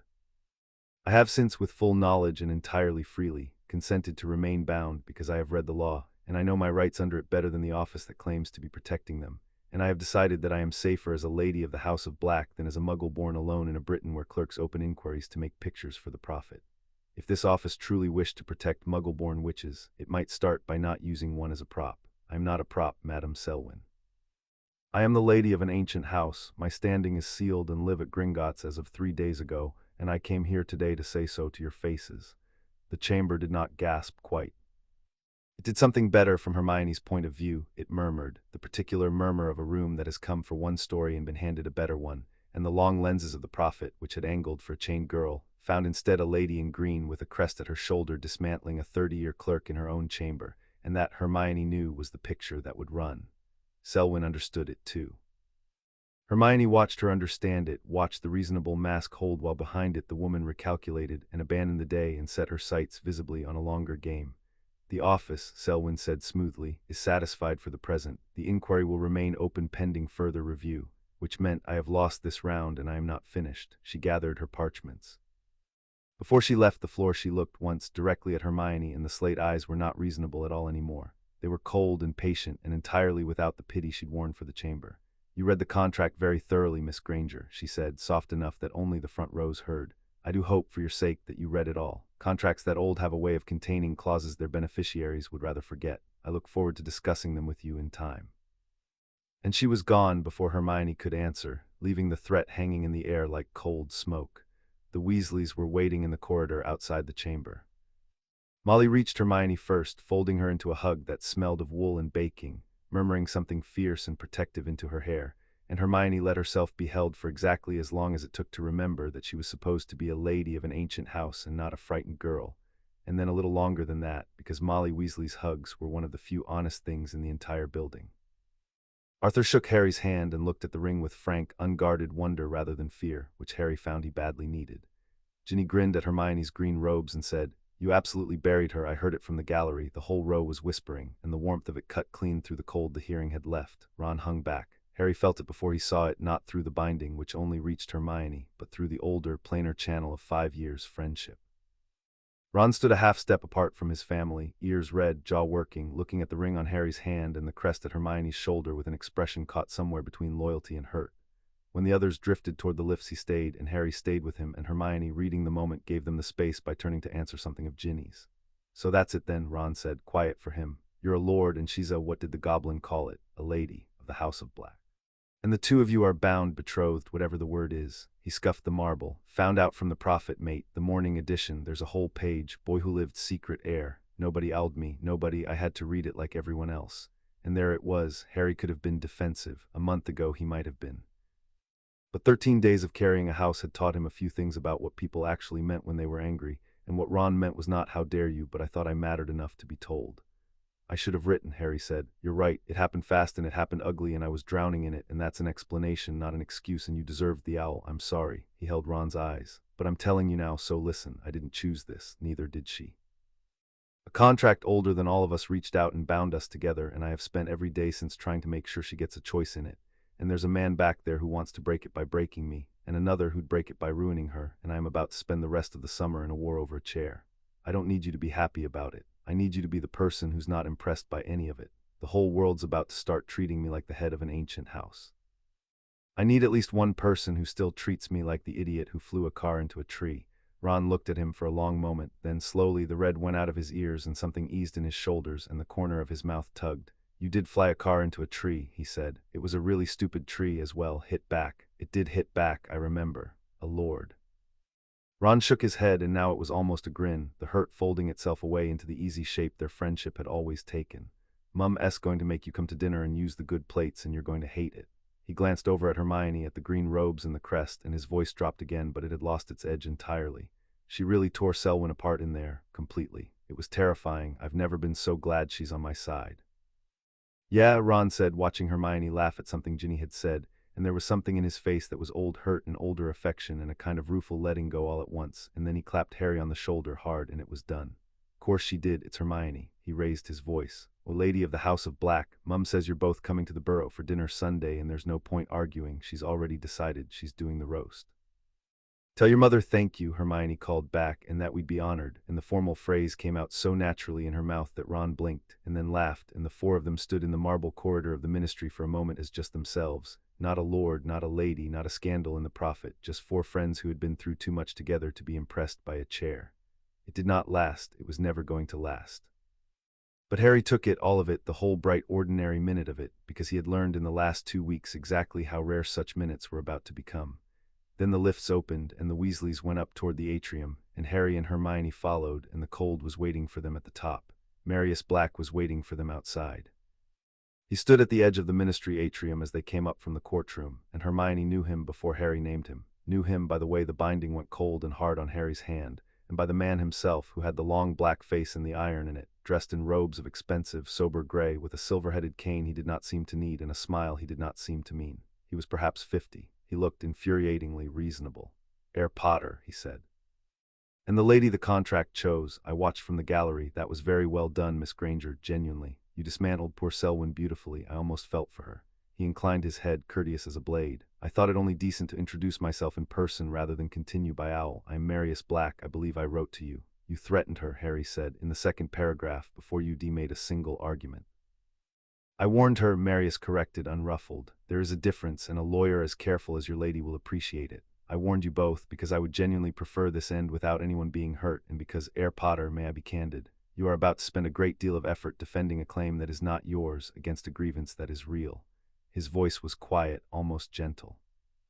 "My grandfather was born without magic into a family that worshipped it, and they burned his name off that tapestry you've no doubt seen, and cast him into the Muggle world to die forgotten, and the magic of the line went quiet in his children and woke again in me.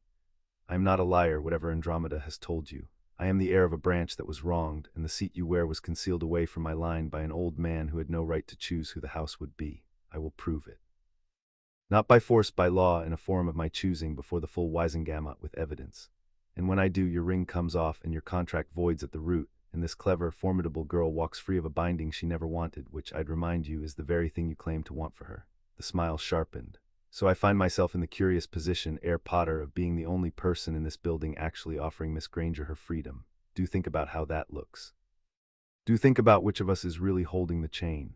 It was, Hermione thought, a genuinely good attack, civil, plausible, aimed precisely at the seam of guilt Harry had carried since the first night. She felt the ring go very still on his hand, felt him take the hit, felt the old self-blame rise, and then she felt him decide deliberately to set it down. "Here, S what I think," Harry said. His voice had gone to the flat, cool register Hermione had watched him grow into over 13 days, and the constellation stirred faintly under his skin. "I think you're right that your grandfather was wronged. I think the family treated its squibs like filth, and I think that's a stain on the house I now hold, and if you'd come to me as a man owed an apology by his blood, you'd have got one and more, a name back on the tapestry, a place, restitution. I'd have given it gladly."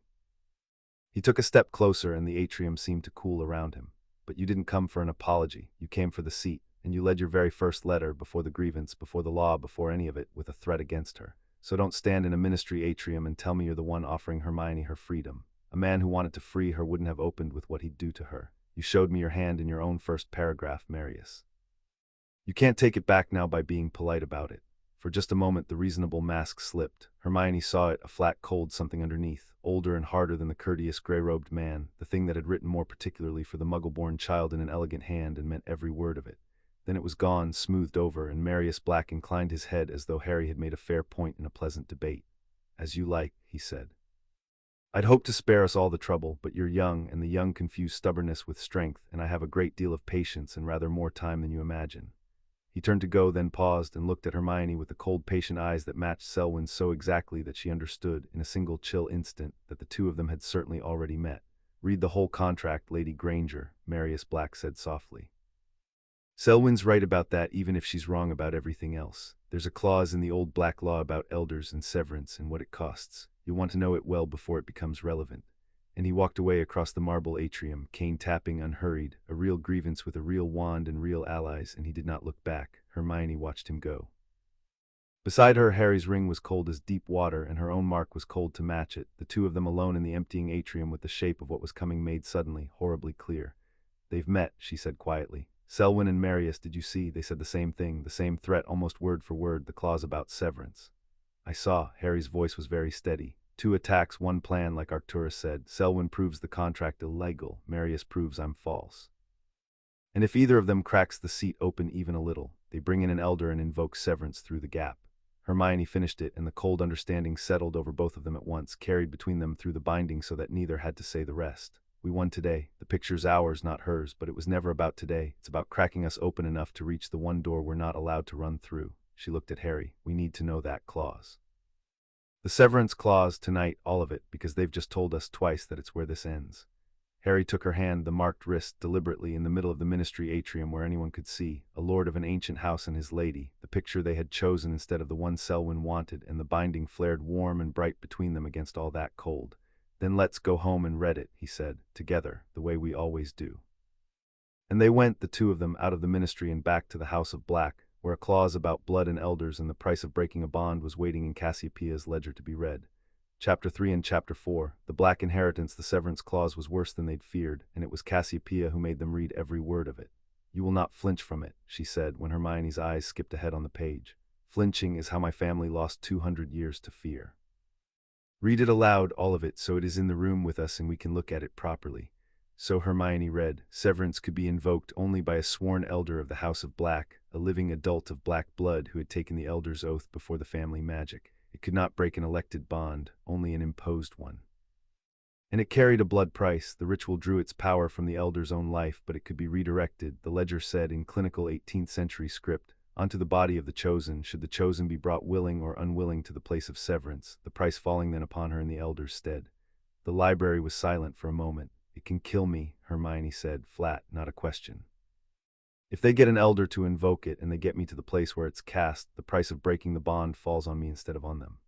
"Yes," said Cassiopeia. Her painted face had gone bleak. "It is the one true evil in my contract, and I did not write it. It was already there, ancient, when I built the rest around it. I could not remove it. The family magic would not let the contract exist without a severance, any more than a door can exist without the possibility of being shut.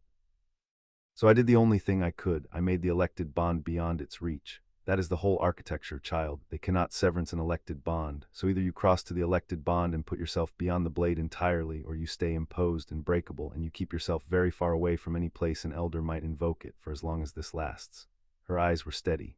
Now you know the worst of it. They will try to get an elder. They will try to get you to the place.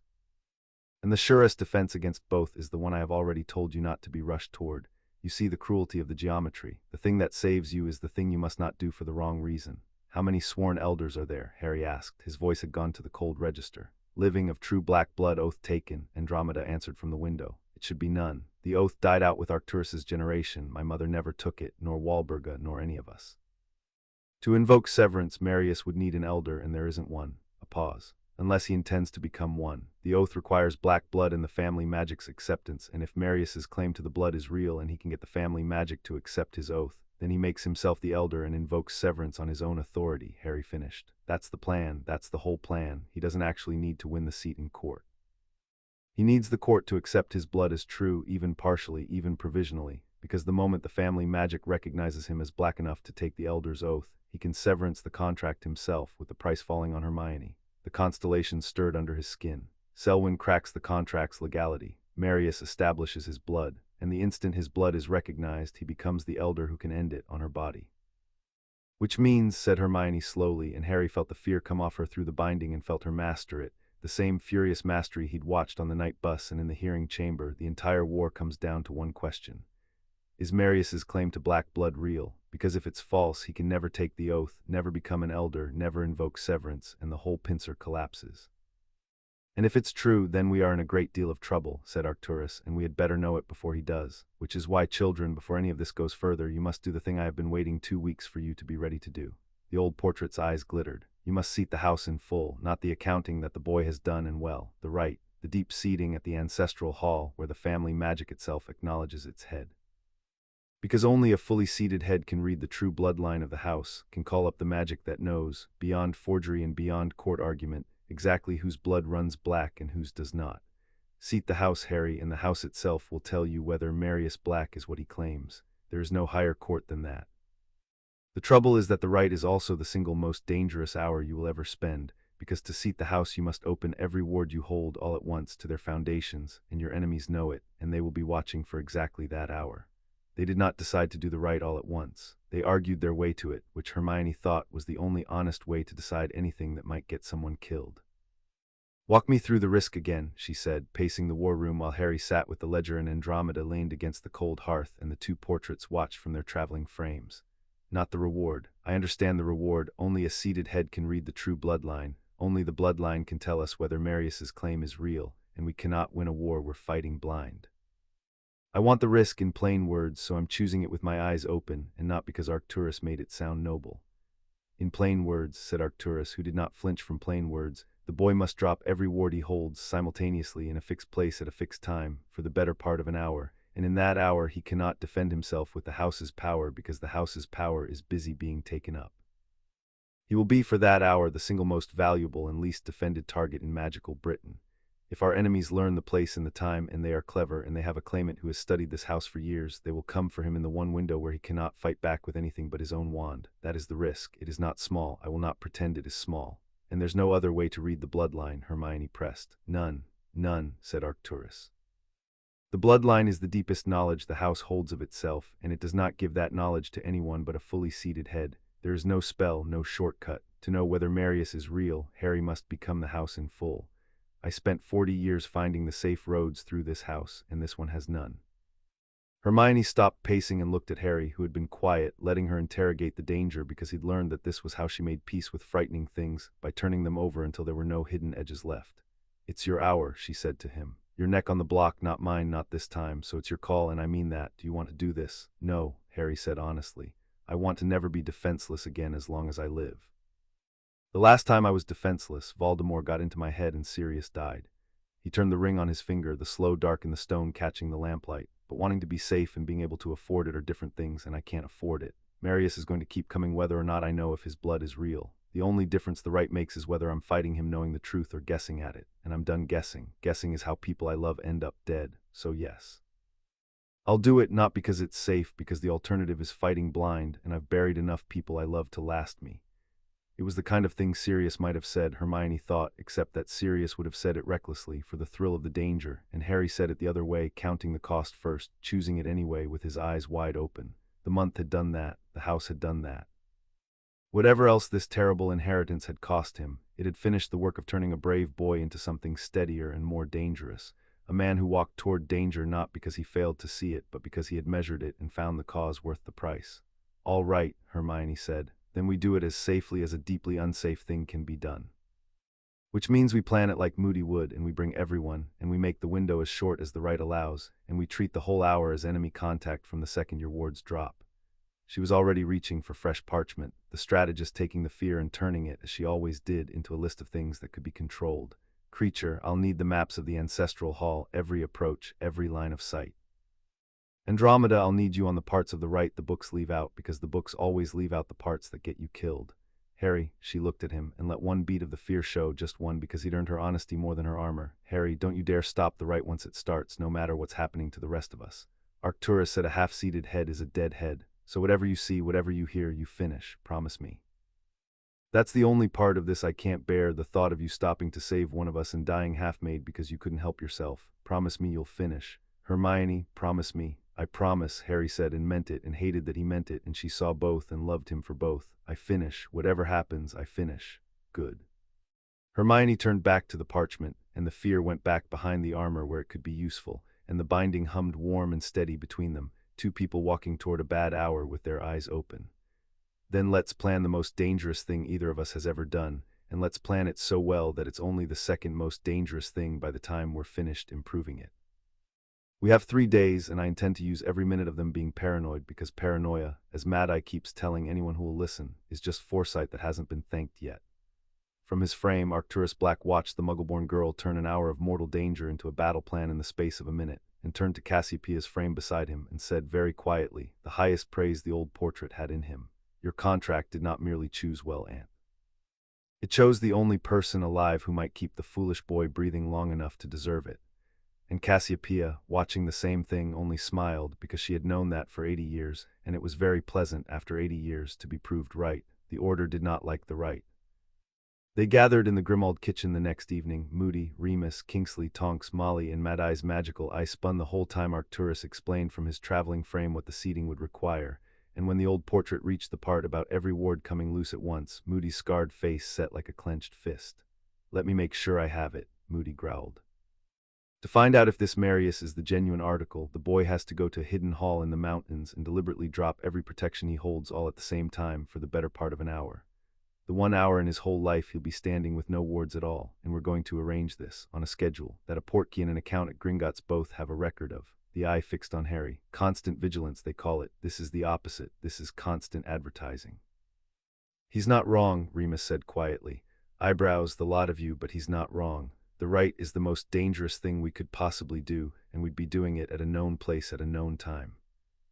"And the alternative," said Hermione, who had been waiting for exactly this, "is to fight Marius's claim in a courtroom, on his terms, without ever being able to prove whether his blood is real.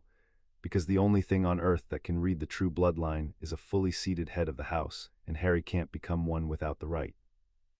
We can win every procedural skirmish from now until the hearing and still lose the war, because we'll never have the one fact that ends it, whether the man trying to kill me has any right to the blood he's claiming. The right is the only way to know, and we can't beat what we can't see." She looked around the table. "I don't like the risk either, so let's not pretend the choice is between safe and dangerous. It's between dangerous and blind and dangerous and double to win. I'll take the second one." Moody's eyes stopped spinning and settled on her, and something in his ruined face shifted toward grudging approval. "The lady's got the shape of it," he allowed. "All right, if we're doing the stupid thing, we do it armed. I want guards on that mountain before the boy's portkey lands. I want the hour as short as the right allows. And I want it understood that if it goes bad, the priority is the boy finishing the seating, not the rest of us getting out clean. A half-seated head is a dead head. He finishes whatever it costs the rest of us." Everyone clear. They were clear. It was Molly who said, into the grim silence after, the thing none of the tacticians would. "He's 16, she's 16, listen to us, planning who's expendable around a pair of children." She looked at Harry and Hermione with her eyes too bright. "I just want it on the record that this is monstrous, what's being asked of you both. It being necessary doesn't make it less monstrous. Whoever built this contract has a great deal to answer for." "I do," said Cassiopeia's voice unexpectedly from the small frame beside Arcturus's, and the kitchen went quiet. "She's right, Mala Weasley, and I'll not hide from it. I built a thing that puts 2 children at the edge of a knife. I told myself it was mercy, and it is the best mercy I could manage, and it is still a knife, and they are still children, and I am still the one who made it." The painted woman's voice was low. "I cannot unmake it." I can only tell you that I built every protection into it that 80 years and a wall of death would allow, and that I am watching as much as a portrait can watch, and that I would give what's left of me to stand on that mountain in their stead, for whatever a dead woman's regret is worth, which is not much, but it is offered. Molly looked at the portrait for a long moment, the anger and the grief warring in her, and then she nodded, once mother to long-dead matriarch, and the matter was settled in the only way it could be. Harry found Hermione on the roof that night, the night before the rite. He knew where she was through the binding, the warm steady pull he'd stopped fighting, and he climbed up through the attic trap to the leads, where she sat with her knees drawn up looking at the London sky, the orange haze of it, the few stars strong enough to burn through. She didn't startle, she felt him coming. "I keep looking for Ursa Major," she said without turning. "You can't see it from here, wrong season, wrong sky, too much light, but I keep looking anyway. It's on my wrist and I can't find it over my head, and that feels like it ought to mean something, but I can't work out what, which is its own kind of maddening for a person like me." She pulled her sleeve back. The 7 stars glowed faintly in the dark, cool and patient. "I told my dad I was safe. The morning I left, he asked, and I looked him in the eye and said yes. And tomorrow I'm going to a hidden hall to stand guard while you make yourself defenseless, because there's a clause that can kill me, and the only way past it runs through the one door I'm not allowed to walk through for the wrong reason." A thin, exhausted laugh. "I'm not safe, Harry. I lied to my father, and I can't even tell him the truth, because the truth would put him in it too, and the one thing this house is good for is walls, and I'd rather the walls were around him than the truth." Harry sat down beside her, close but not touching, the binding humming warm in the cold air. "When this is over," he said, "I'll put walls around them, real ones. The house has the magic for it. Gornuk showed me. There are wards you can extend to anyone under the house's protection. Your parents could have the protection of 400 years of black magic around their house in Crawley and never know it was there. I can do that. The day this is done, if you want it, I'll do that. Whatever happens between us, the door, the contract, all of it, that part I can give you no matter how it goes. Your parents safe. That's not the contract talking, and it's not me asking for anything. It's just something I can do that you're carrying alone, and I'd like to carry it instead." Hermione was quiet for a long moment. The binding told him more than her face did, a great complicated warmth, and under it the fear easing by exactly the fraction that being offered help eases fear. "That's the thing I keep not being able to be angry about," she said finally, very low. "You keep doing that, finding the thing I'm most afraid of and quietly building a wall around it before I've even finished being afraid. It's very hard to stay furious at someone who does that." She looked at him, the orange light catching the side of her face. "I'm not going to say the rest of it. Cassiopeia is right, it's not the night before a battle. Nothing said tonight could be free. But I want it on the record, the way Molly does, that there's a rest of it, and that I know there is, and that I'm choosing on purpose to leave it alone until it can be said properly, so neither of us mistakes the silence for an answer." She drew her sleeve back down over the stars. "That's all, that's the whole speech. Don't make it weird." "I won't make it weird," Harry said, and almost smiled, and they sat together on the roof of the House of Black under a sky too bright to show their constellation, one beat set down between them and left alone, until the cold drove them inside to sleep before the hardest day either of them had yet faced. The ancestral hall of the House of Black was not in London. It was in the Welsh mountains, under a fold of rock that did not appear on any map, behind wards so old they predated the statute of secrecy, a low, long, black stone hall built into the mountain itself, its roof open in the center to a circle of sky, its floor a single slab of dark stone inlaid with the whole northern heaven in silver. Creature brought them by a portkey that only answered to the ring. The hall had not been opened in 40 years since Arcturus last stood in it, and when Harry's foot touched the threshold, the silver constellations in the floor woke and began slowly to turn. "This is where the house keeps its true self," Andromeda said quietly. She had come, so had Remus and the 2 portraits in their traveling frames, and Hermione, who would not have been left behind at Wandpoint. "Grimmauld is the house's body. This is its heart. My mother brought me here once when I was small, before I was anything she was ashamed of. I never thought I'd stand in it again." "You're standing in it as a guest of its head," Harry said. "Both of you are. That's not nothing." The rite itself was simple in shape and terrible in cost. Harry stood at the center of the turning sky floor in the circle of open heaven, and he opened the house. Arcturus talked him through it from the frame, low and steady. "Let every ward you hold come loose at once, every protection, every binding, down to the foundation. The house must stand naked before its head so the head can take it up whole," and Harry did it, and it was like nothing he had ever felt. The wards of Grimmauld, the wards of this hall, the wards of a dozen properties he'd never seen, the bindings on the vaults, the seal on the Wisengamot vote, the contract itself, all of it came loose and rose around him at once. A vast lattice of cold starlight unfolding out of his own chest into the open mountain air. The entire accumulated magic of the House of Black laid bare and held, for one impossible moment, in a 16-year-old's grip. And in that moment, with the house open to its foundations, Harry could see. He saw the bloodline. Not as a tapestry, not as a chart, as a living river of light, every Black who had ever lived running back into the dark, the main channel in every branch, the burned names and the bright ones, Sirius restored and shining, Regulus, Andromeda's line forking away golden and whole into Ted and a daughter and a small fierce grandchild, and back, to Doria Black turning aside into the Potters and down through Charles and James to himself.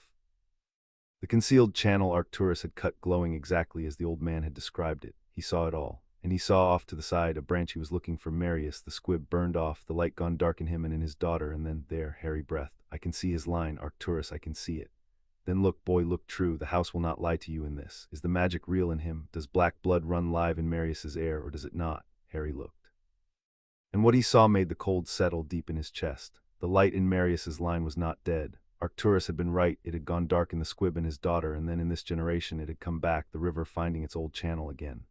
Marius Black, the living one, carried true black blood, live and recognized exactly as he claimed. The house knew him. The house would, if asked, accept his oath. It's real, Harry said. His blood is real. He can take the oath. Become an elder. And then, because he was looking true, because the house had laid its whole self open and would not let him look away, Harry saw the second thing, the thing underneath, and his breath stopped. But Arcturus, it's real, but it's not whole. The light in his line, someone forced it back. It didn't return on its own the way Andromeda's line stayed bright. Someone reached into a dead channel and relit it. There are marks all over it, like burns, but the other way round. Like someone branded the blood back to life. He turned, the lattice of the whole house blazing around him. His blood is real because someone made it real, recently, with magic. That has to mean something, that has to be. It means, said a new voice from the threshold of the hall, old and tired and terribly familiar, that someone has done something very dark and very clever, and I am afraid, Harry, that I have known about it for rather longer than I should have, and said nothing. And that you are quite right to be angry with me before I have even finished my sentence. Albus Dumbledore stood at the edge of the open hall, his hands folded, his blue eyes for once entirely without their twinkle, and Harry, standing at the center of the seated house with its whole magic blazing in his grip, turned to face him with the cold light of 400 years of black power burning under his skin. You knew, Harry said. It was not a shout. Hermione, watching from the edge of the silver floor, would have preferred a shout. A shout would have been the old Harry. This was the new one, the one the house had made, and his quiet was far more frightening than his fury had ever been. The lattice of the seated house hung around him, slowly folding itself back down into his chest now that the looking was done, the wards resealing one by one, but Harry held the last of it open a moment longer, deliberately, so that Dumbledore would have to make his confession to the full weight of the thing he'd kept hidden.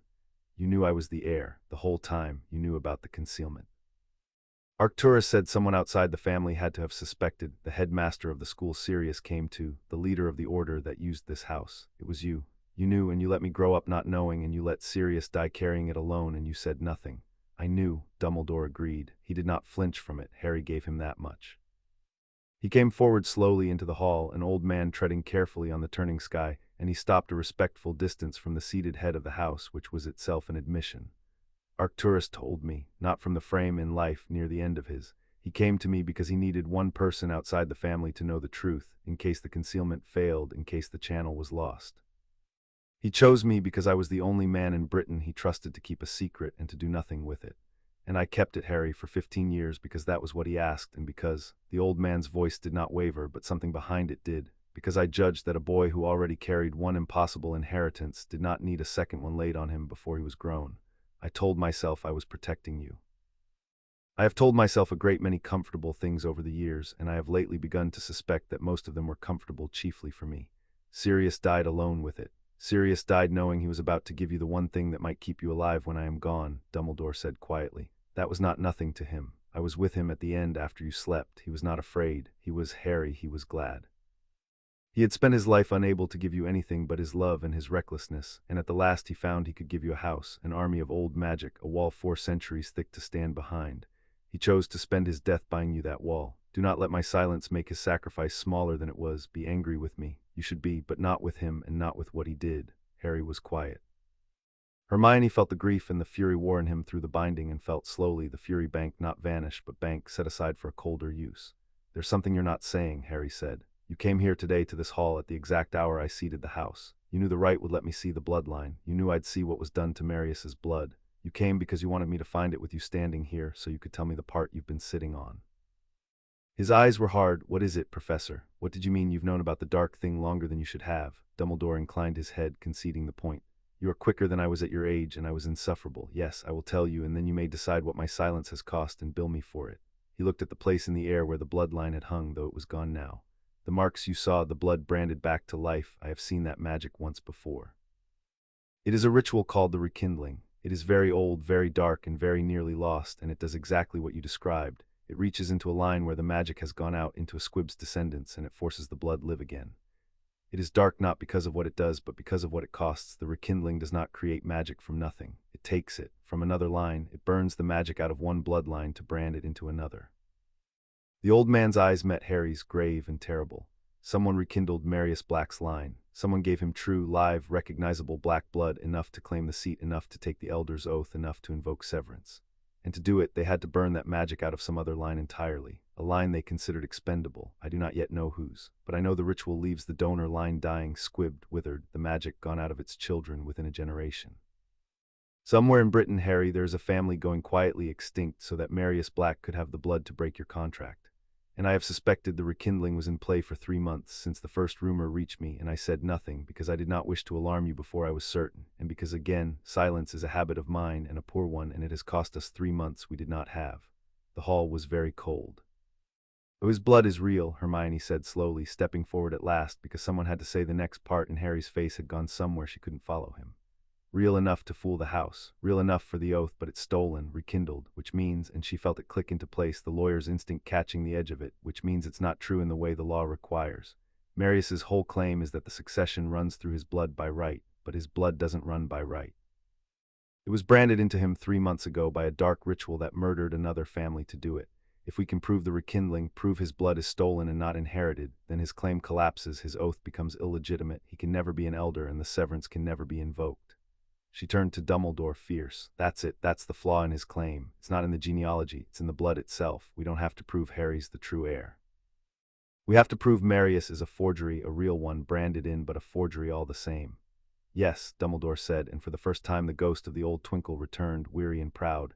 "That is precisely it, Miss Granger. I had reached the same conclusion in 3 months. You reached it in 3 minutes, standing in a freezing hall having just learned the worst of it. I begin to understand why the contract chose you." He sobered. "Understand the danger of what you have just decided to do. To prove the rekindling, you must find the donor line, the family being burned out to feed Marius's claim. The proof is in them, in their dying blood, in the marks the ritual left on them that match the marks Harry saw in Marius. And whoever performed the rekindling knows that. They will be guarding the donor line as fiercely as Marius guards his claim, because the donor line is the one piece of evidence that unmakes everything they have built. To find it is to walk straight at the people who burned a family alive to win a chair. They will not let you reach it gently." "Then we'd better be careful," Hermione said, "and clever and not alone." And she looked at Harry, and Harry looked at her, and the binding flared between them, and that was the moment the ward screamed. It came as a sound that was not a sound, a wrongness, a tearing, felt in the teeth and the marrow rather than the ears. Harry, still half open to the house, felt it like a blade going into his own side. Somewhere someone was cutting into the wards of the ancestral hall, the wards he had just laid bare to seat the house. In the 1 hour they stood unsealed and vulnerable, exactly as Arcturus had warned. They followed the portkey, Remus snapped, wand already up. "Or they've been waiting on the mountain for the right. They knew you'd have to open everything. 3 of them," Harry said. He could feel them, dark shapes against the open lattice, cutting in through the seam the right had left. "No, 4, cutting the south ward. They're good, they're very good, they're through the outer layer already." He was reaching instinctively to slam the wards shut, and Arcturus's voice cracked across the hall like a whip. "Do not close them. If you close the wards now mid-seating, the recoil will kill you. The house is still half in your hands, boy. You cannot slam a door you are standing inside of. You must finish the seating first, complete it, take the house up whole, and that takes minutes you do not have. You must hold them off with your own wand while the right finishes around you. Do you understand? You cannot use the house to fight. You must fight as yourself, as a wizard, while the house finishes claiming you." Which meant Harry, the one person whose power could have ended the attack in a heartbeat, was the one person who could not use it, locked in the slow completion of the rite, while 4 trained killers cut their way into an open hall. "Then we hold them off him," Hermione said, and stepped between Harry and the screaming south ward, her wand coming up, and she did not look frightened at all. "Remus, Andromeda with me. Harry, finish it. Don't you dare stop. We've got this. We've got it." And to the dark shapes tearing through the last of the ward, "Come on then. You wanted the House of Black. Let's see if you can get past its lady." The ward gave. 4 figures in dark robes and silver masks came through into the open hall under the turning sky, and Hermione Granger, Lady of the House of Black, met them with a wall of fire. She was, Harry would think later, in the half of his mind that was not drowning in the right, magnificent. She fought the way she did everything, with total preparation and total commitment, and she had spent 2 weeks reading the Black Library's defensive magic for exactly this, and it showed.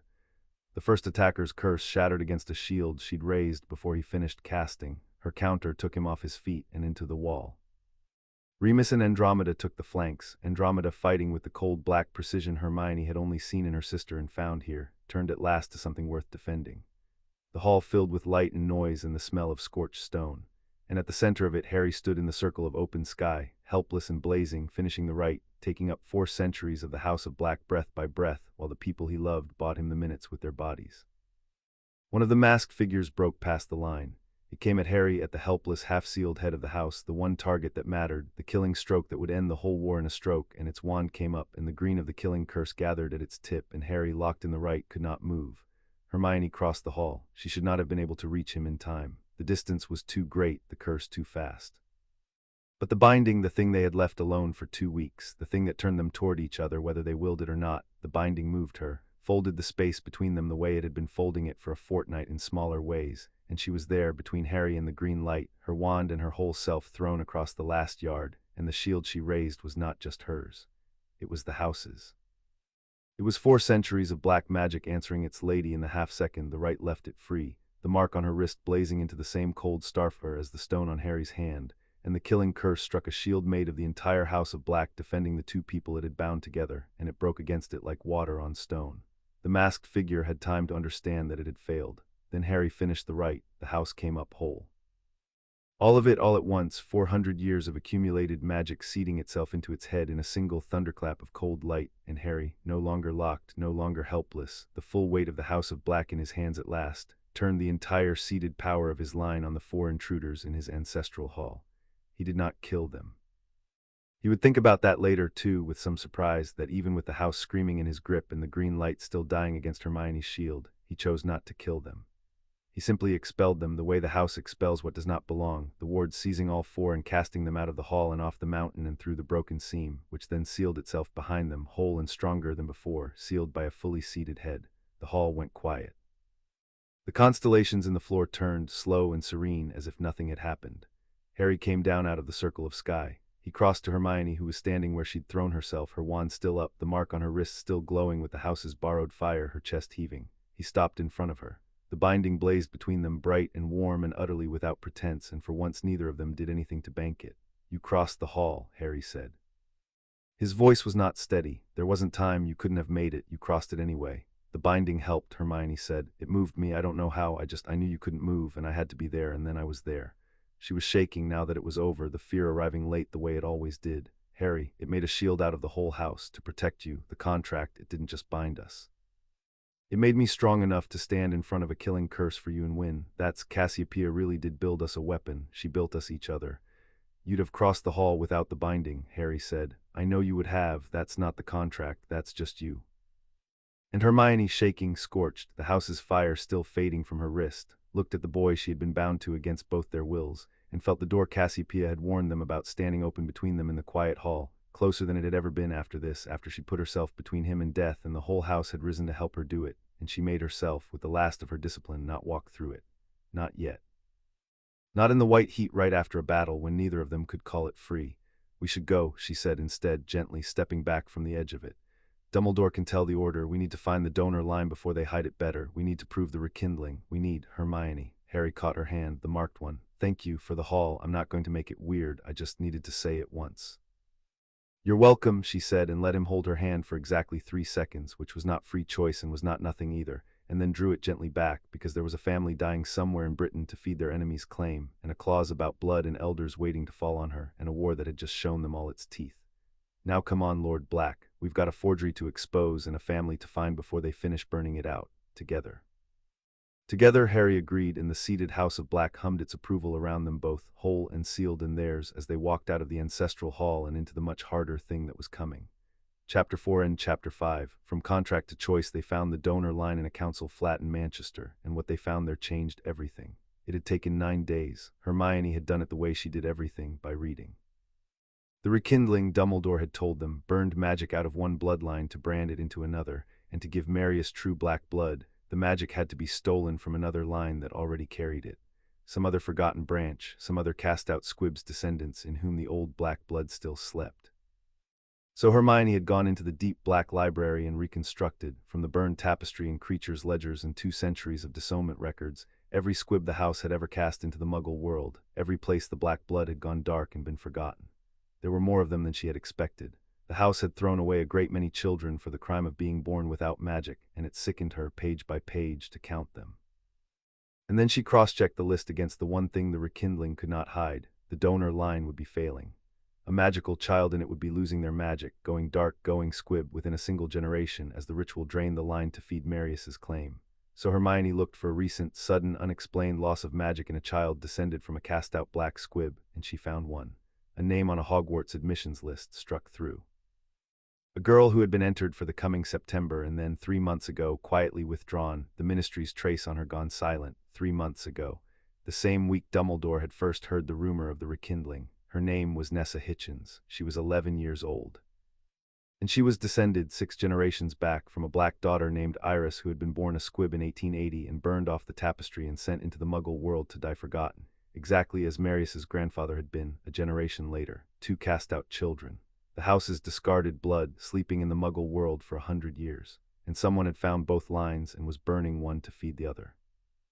The library work had nearly broken her before it gave anything up, 9 days of it. Hermione had taken the deep black archive apart shelf by shelf, the dissonant ledgers, the burned name registers, the cold bureaucratic record of a century of children thrown away, and the longer she read the angrier and sadder she became, because the records were so tidy. The house had documented each casting out with the same neat hand it used for vault inventories: name, date of manifestation of squibhood, date of severance from the line, disposition. Disposition meaning a child handed to the Muggle world to vanish, dozens of them. The House of Black had kept better records of the children it discarded than most families kept of the children they kept, and the tidiness of it was somehow the worst part, the clerical calm of cruelty done as routine. "You don't have to read all of them," Harry had said on the 7th night, finding her gray-faced over the ledgers at 3 in the morning. "Yes, I do," Hermione had said, "because somewhere in here is the one I need, and I won't know which until I've read them all, and because," she pressed the heel of her hand to her eyes, "because someone should at least read their names, Harry. No one has in 100 years. They were thrown away and then they were forgotten, and now I'm the only person alive who knows they existed, and I'm only here because I'm hunting one of them like evidence. The least I can do is read all their names while I look." So she had read all their names, and Harry had sat with her through the rest of that night, not helping, just present, turning pages on the other side of the table so she would not have to grieve 100 years of discarded children alone. It was the cross-reference that finally did it.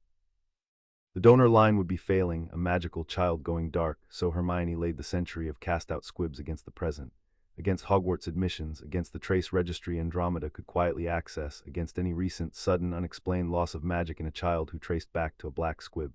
For days the 2 lists refused to touch, and then on the 9th night they touched in exactly one place. A name on a Hogwarts admissions list struck through 3 months ago.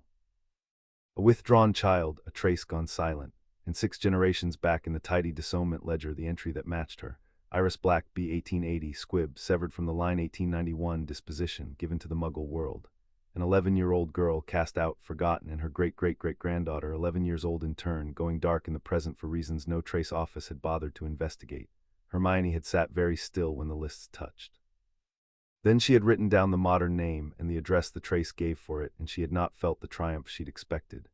She had felt sick, because the abstraction had a name now, and the name was a child, and the hunt that had been a beautiful piece of research for 9 days became, in a single struck-through line, a real 11-year-old somewhere in Manchester being burned alive an inch at a time. "Got you," she whispered, not to Marius, but to the child, the way you'd whisper it pulling someone out of deep water. "I've got you, hold on, we're coming." And she had gone to wake Harry and Andromeda and to send for the healer, and they had gone north the next morning, and that was how they came to be standing 40 hours later in a small, clean, frightened flat with the whole shape of the war made suddenly, unbearably personal. The flat was small and clean and frightened. Mrs. Hitchens did not want to let them in, strangers, talking about magic after the worst 3 months of her life, until Hermione, who understood frightened Muggle parents better than anyone in the House of Black ever could, sat down on the step and talked to her plainly as one ordinary person to another and told her enough of the truth to open the door. Nessa was in the back bedroom. She had been a witch. You could see where the magic had been, the way you can see where a tooth has been pulled. She had made things float, her mother said, twisting her hands, ever since she was tiny, cups, toys, once the whole Christmas tree, gently, an inch off the floor, laughing. And then 3 months ago she'd woken screaming in the night, and after that the floating stopped and the laughing stopped and she got tired, so tired, tired in a way no doctor could explain, and pale, and she didn't make things float anymore, and she cried when she tried because she could feel it gone, she said, like a window had been bricked up inside her and the bricked up place hurt. The ministry had sent no one. The Hogwarts letter had simply one day not come. And a clean, polite man in gray robes had visited once a month ago and said he was from the relevant authority, and looked at Nessa for a long time with cold, patient eyes and left. Gray robes, Harry said quietly in the corridor when Mrs. Hitchens had gone to sit with her daughter. A clean, polite man with cold, patient eyes. Marius, Hermione's voice was shaking, and not with fear. He came here. He came and looked at the child whose magic he's stealing, the way you'd check on livestock, and then he went away and let her keep dying.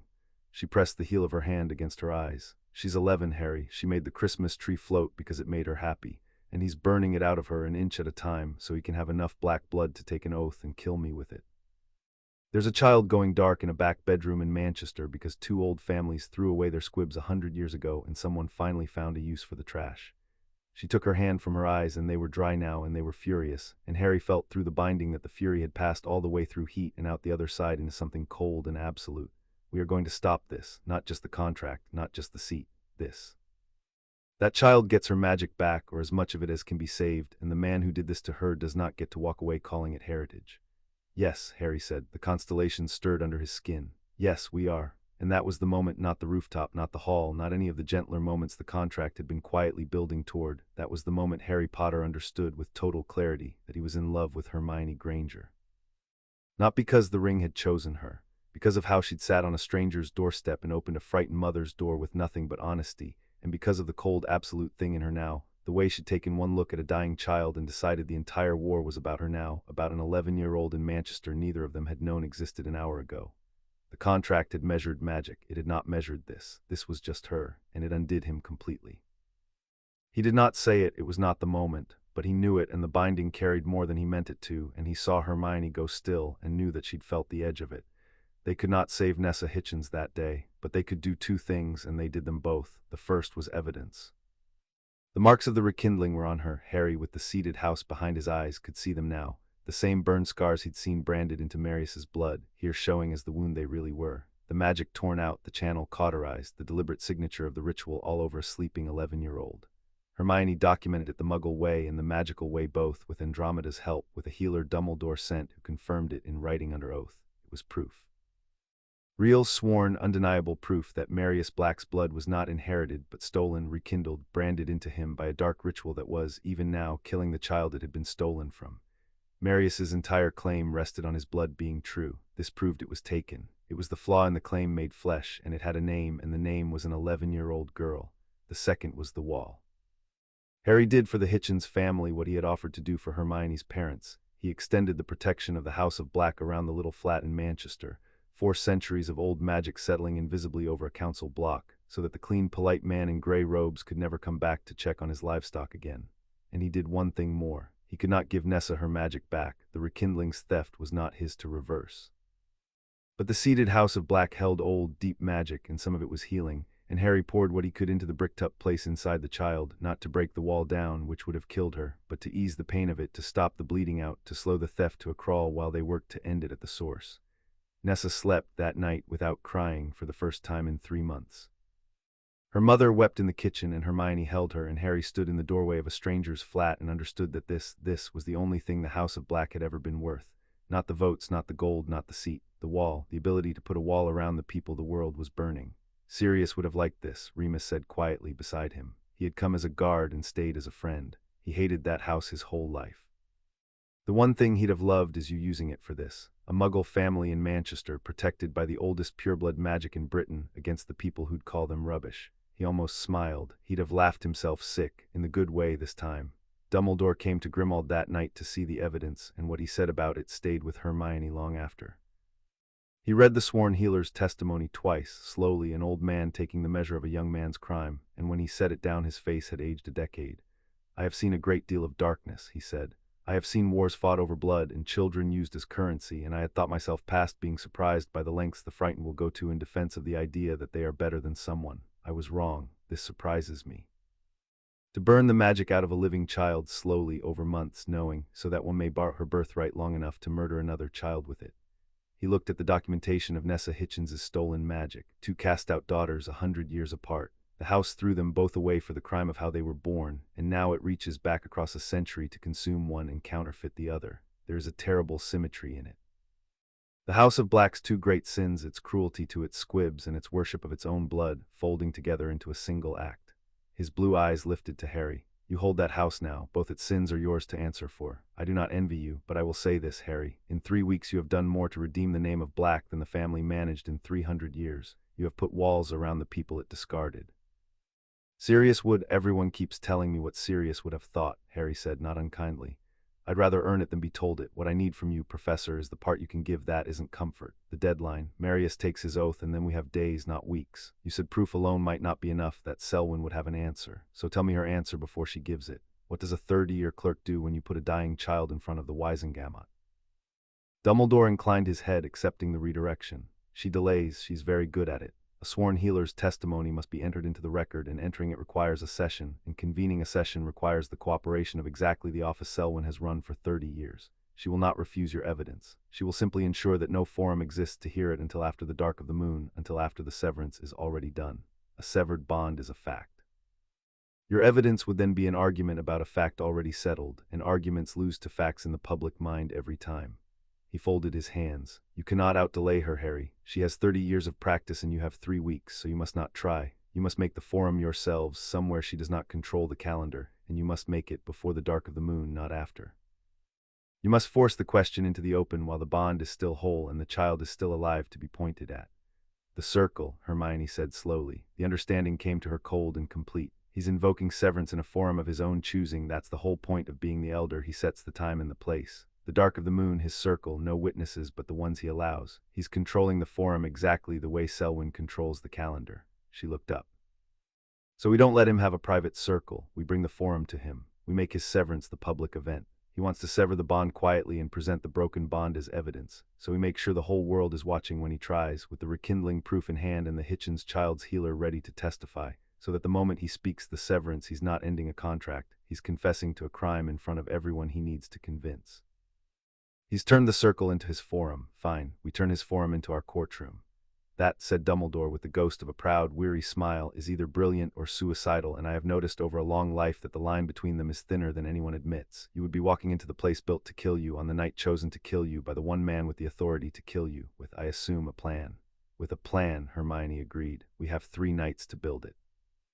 And we're going to need all of you. Andromeda had come in partway through and stood now at the edge of the lamplight, and there was something complicated on her face, pride and fear, and an old grief that had nothing to do with the night's business and everything to do with watching 2 children plan to walk into a black ritual circle.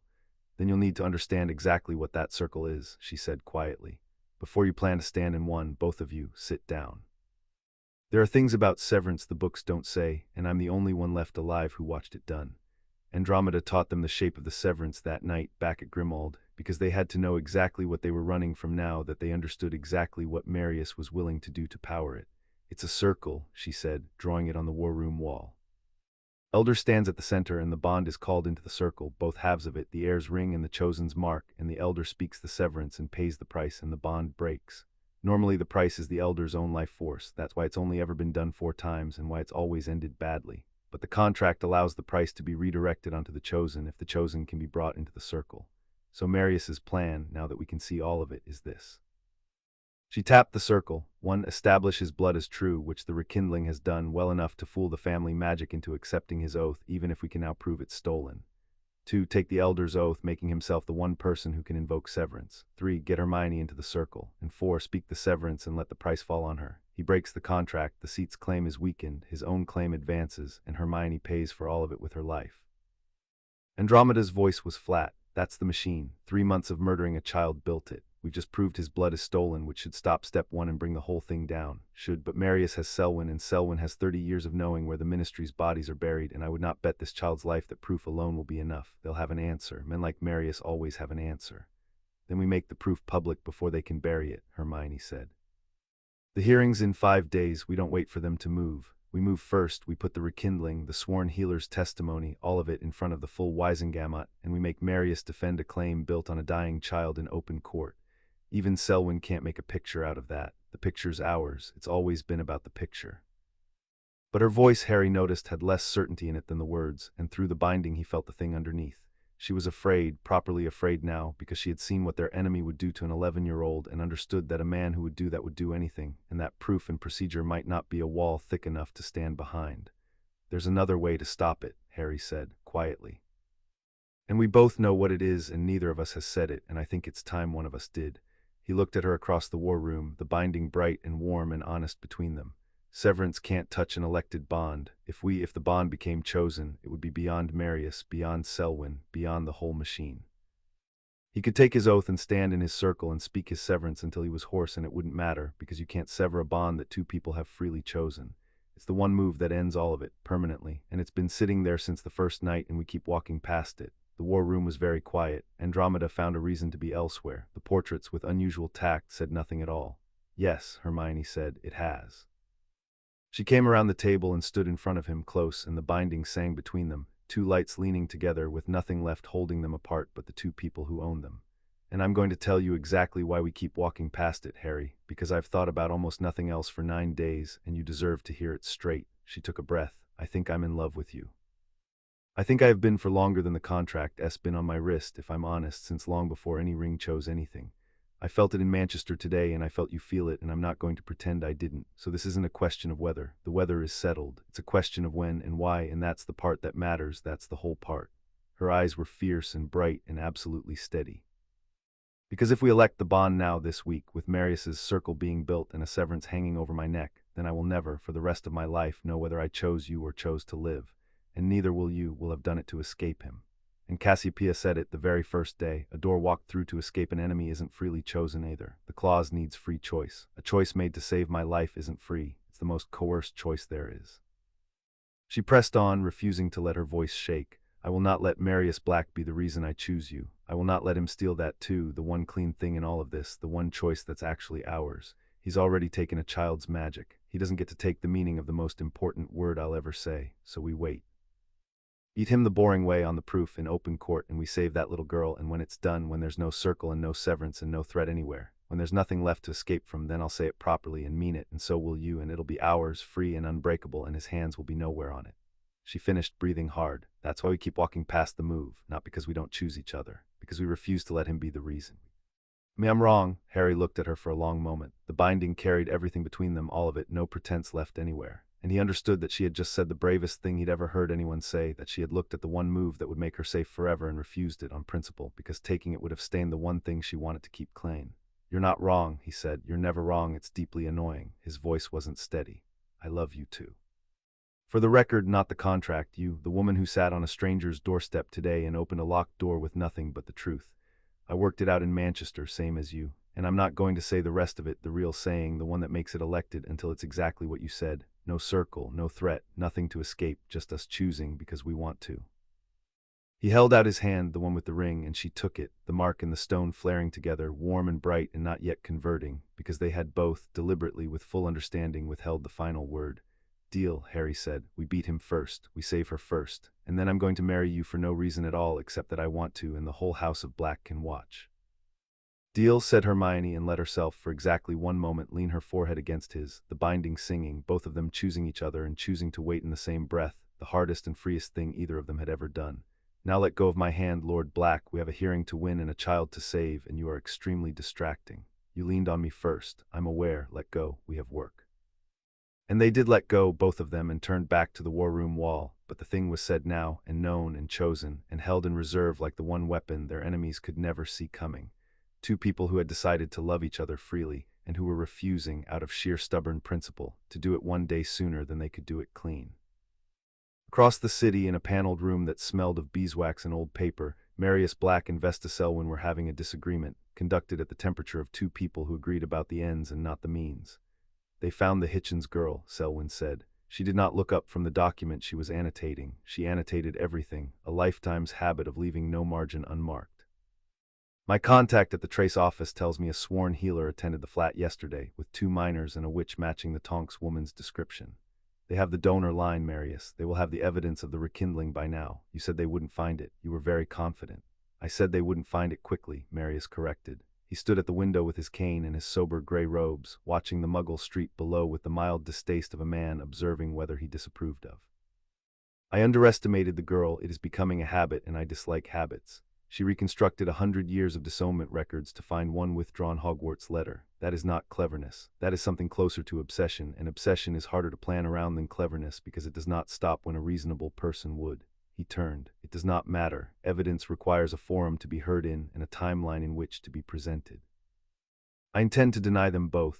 The oath, Selwyn said. The oath, I take it tomorrow. The family magic will accept it. It must. The blood reads true, your tame healers notwithstanding, and the moment it does, I am an elder, and an elder may invoke severance at his discretion, on his own schedule, in a forum of his own choosing. I will set the right for the dark of the moon 3 nights after. They will have prepared a beautiful case for a hearing that will, by then, be irrelevant, because the bond will already be severed and the girl will already have paid for it.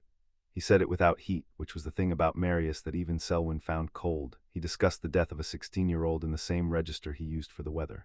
A severed bond is the only evidence anyone will remember. Let them wave their healer's parchment at an empty circle. Selwyn set down her quill. You're certain she'll come to it? She'll come. Marius almost smiled. I've read her too, Vesta, the same as you. She refused to break the bond to save herself the first day, chose to stay bound rather than hand you a precedent. She put herself between a killing curse and the boy in his own hall. My people brought me that and the bill for their failure. She sat on a Muggle's doorstep yesterday to comfort a stranger. That is not a girl who saves herself. That is a girl who walks into the circle so that I will not come for her parents or the Hitchens child or the boy. I do not need to drag her. I need only make the alternative worse, and I have spent a lifetime learning to make alternatives worse. He paused, and if I am wrong, the notice will say the price is sought from her regardless, by any means necessary. She'll come to spare the people the means would be used on. They always do, the ones who are made the way she's made. Most reliable lever there is, you point it at someone they love. Selwyn was quiet for a moment. She was not a sentimental woman. 30 years in the Wisengamot's records had cured her of sentiment as a kind of professional hazard, but she had spent those 30 years working in the law even when she worked against its spirit, and there was a line in her somewhere, buried deep and rarely consulted. The child, she said, the Hitchens girl, it's still draining her, even now. The rekindling is not a switch, Vesta, it is a slow tide. It will continue until the line is dry, which is the point. I require the blood to read true through the oath and the severance both, and that requires a live source until both are complete. His voice did not change. You knew this when you agreed to it. You knew it when you arranged my session. You do not get to discover a conscience at the dark of the moon, having banked the rest of it for 30 years. You want what I want, a Britain where the old law holds and a Muggle-born cannot stand in an ancient house and a precedent rules it so forever. I am simply willing to pay the bill you would prefer arrived anonymously. A child's magic, a Muggle-born's life, these are prices. You have always wanted the goods, don't flinch at the invoice now. Selwyn picked her quill back up. She did not flinch again, at least not where he could see it. But she made a small note in the margin of her document, in a private shorthand 30 years of clerking had taught her, and the note was not for Marius, and it was not flattering to him, and she did not show it to anyone yet. The dark of the moon, she said. 3 nights. I'll see that no hearing is convened before then. I'll see that the forum is yours. A pause. Don't lose, Marius. I have spent 30 years being careful. I should hate to be remembered for the one time I was not. Never lose, said Marius Black of the True Line, turning back to the disapproved of street. I am merely occasionally delayed by clever girls. It is not the same thing, and the difference is about to become very clear to everyone involved. Marius moved the next morning. He did it in public, which was the dangerous part. He did it before the full Wisengamot could be assembled for the hearing, in a smaller administrative session that Selwyn, with her 30 years of knowing the calendar, had arranged. He petitioned the family magic of the House of Black to recognize his blood and accept the elder's oath, and he did it with documentation, witnesses, an unbroken paper trail of his descent from Marius the Squib, all of it true, all of it real, none of it mentioning that the blood backing it had been branded into him 3 months ago out of a dying child. And the family magic, asked whether Marius Black carried true black blood, answered yes, because it did. That was the horror of the rekindling, the stolen blood read as true. The magic could not tell theft from inheritance. It knew only that the blood was live and black, and it was, and so when Marius knelt and spoke the elder's oath, the family magic of the House of Black accepted it. Harry felt it happen from across London, felt the seated house shudder as a second authority took root inside it, illegitimate but recognized, a man who could now, by the house's own law, invoke severance. The owl came an hour later, no threat in it this time. Just a notice, cold and formal and devastating in its brevity, on the false black crest. Be it known that Marius Black, sworn elder of the House of Black, has invoked the right of severance upon the imposed bond styled the Betrothal of Continuance, the said bond being illegitimate at its root. The severance shall be performed at the dark of the moon 3 nights hence. The chosen is summoned to the circle. Should she fail to attend, the price shall be sought from her regardless, by such means as prove necessary. The blood price falls upon the chosen. M. Black, elder, 3 nights, the dark of the moon, and a man who had murdered a child for the right to stand in that circle, who had just told them in writing that if Hermione did not come to be killed willingly, he would come and take the price from her by force. Harry set the notice on the war room table, beside the sworn healer's testimony and the documentation of an 11-year-old's stolen magic, and looked at Hermione across all of it. The binding was steady between them. The choice they had made and withheld was steady between them, and the thing they had refused to let Marius force was now exactly what Marius was trying to force. 3 nights, Hermione said quietly. He's not waiting for the hearing. He's not going to let us make the proof public. He's going to sever the bond and take the price from me before we ever reach a courtroom, and then point to the broken bond as evidence the seat was never sound. Her hand found the 7 stars on her wrist. He's trying to make us run through the door, Harry. Exactly the way Cassiopeia said they would. He's put a knife to my throat to make me choose you to escape him, because if we elect the bond now in the next 3 nights to beat his severance, then he wins the other thing. He poisons it. He makes the most important choice of my life into a thing I did to survive him. She looked up, and her eyes were wet now and furious and absolutely unbroken. He's offering me the same trade he offered Nessa Hitchens, isn't he? Your life or the thing that makes your life worth living. Pick one. He doesn't know we already chose, Harry said. The constellations were rising under his skin, cold and bright and growing. That's the one thing he doesn't have, Hermione. He thinks the bond is still imposed. He thinks the only way we make it elected is to run through the door in the next 3 nights in a panic to escape him, and he's right that doing it that way would poison it. But we didn't wait because we hadn't chosen. We waited because we had, and we refused to let him be the reason. The choice is already made. It's been made since Manchester. All that's left is the saying of it, and the saying can happen anywhere, anytime, the moment we decide it's claim. His jaw set. So here's what we're going to do. We're not going to run through the door to escape his circle. We're going to walk into his circle and stop the severance and expose the rekindling and save that little girl, and we're going to beat him without the escape hatch. And then when he's finished and there's nothing left to run from, we say the word and the bond elects itself free and clean, exactly the way you wanted it. We don't let him force the choice. We beat him first and choose after on our terms. He held out his hand. Are you with me? Hermione looked at the notice, at the dark of the moon 3 nights away, at the circle being built to kill her. Then she looked at the boy she had freely chosen and freely refused to choose out loud, and she took his hand and the binding blazed. Always, she said, let's go ruin his night. Chapter 5 and Chapter 6. The threat. The circle was at Wraithmoor, on the far edge of the Black Lands, and Marius had chosen it for a reason. It was the oldest ritual ground the family possessed, a ring of standing stones on a treeless fell in the high country, older than the house itself, a place the Blacks had used for their darkest law since before there was a ministry to hide it from. Andromeda had told them about it the night before. The stones drank magic. Spells cast inside the ring guttered and died unless they were the ring's own kind of magic. The old blood and bone rites it had been raised to serve. It's why he chose it, she'd said. Not just the privacy, the ground itself favors the severance and starves everything else. Inside that ring, your wands are worth half what they're worth anywhere else, and his right is worth double. He's not just picking the time, he's picking ground where the magic itself is on his side. They had 3 nights to plan, and they used every hour of them. The plan had 3 legs, and Hermione had built it the way she built everything, so that the failure of any one leg would not bring down the rest. The first leg was the witnesses. Severance in a private circle proved nothing to the world. Severance in front of the Wisengamot was a confession. So Dumbledore had spent the 3 days doing the one thing Selwyn could not block, not convening a session which she controlled, but invoking an elder's witness, an ancient rite by which any rite of the old houses could be observed by sworn members of the Wisengamot if enough of them demanded it. He had got 11.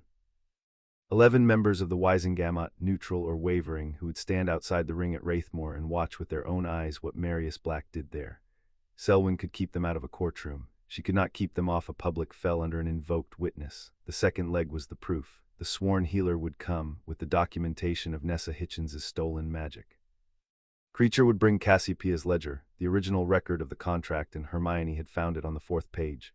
The page no one had read in 80 years, Cassiopeia's own written account of why she had bound the contract to the concealed line, and not the visible one in her own hand, which was testimony from beyond the grave that the concealment was lawful and deliberate, and sanctioned by the family's own elder. And Harry, as the seated head, could call up the bloodline before the 11 witnesses and show them, as he had seen it in the hall, the burn marks of the rekindling branded into Marius's blood and torn out of the Hitchens' child.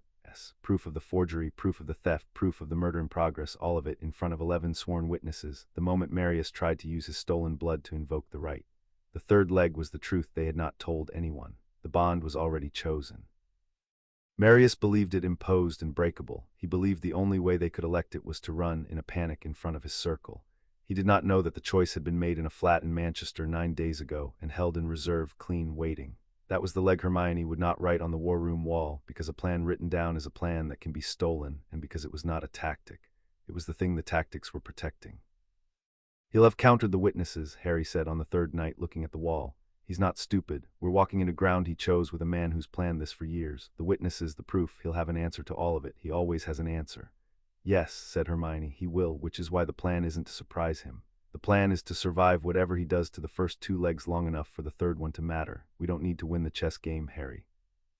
We need to not lose it before we get to flip the board." She looked at him. "Are you ready?" "No," he said honestly. "Are you?" "No," she said. "Let's go anyway." The order filled the grim old kitchen on the last night, and for once nobody argued. Moody had the floor, his eye fixed on the map of Wraithmore Hermione had drawn from Andromeda's memory.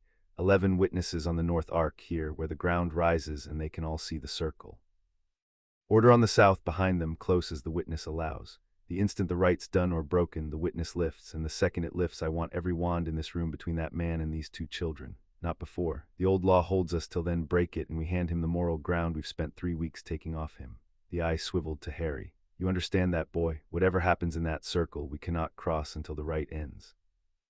It's bad we stand there and watch it go bad. That's the price of the witness. You sure you want to pay it?" "The witness is the whole point," Hermione said. 11 sworn members of the Wisengamot watching with their own eyes. It's the one thing Selwyn can't make disappear into a calendar. Yes, it binds us to non-interference. It also binds Marius to doing everything in the open, in front of people who matter, with no way to bury it after. We're not bringing the witnesses to be rescued by.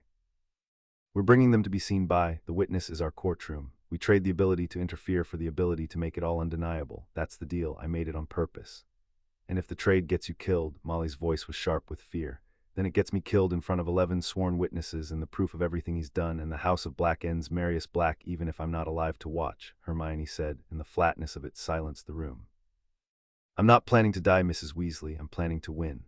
But I've done the maths on losing, because that's what you do before you walk onto ground that starves your magic, and I'd rather you all knew I'd done it than think I went in blind.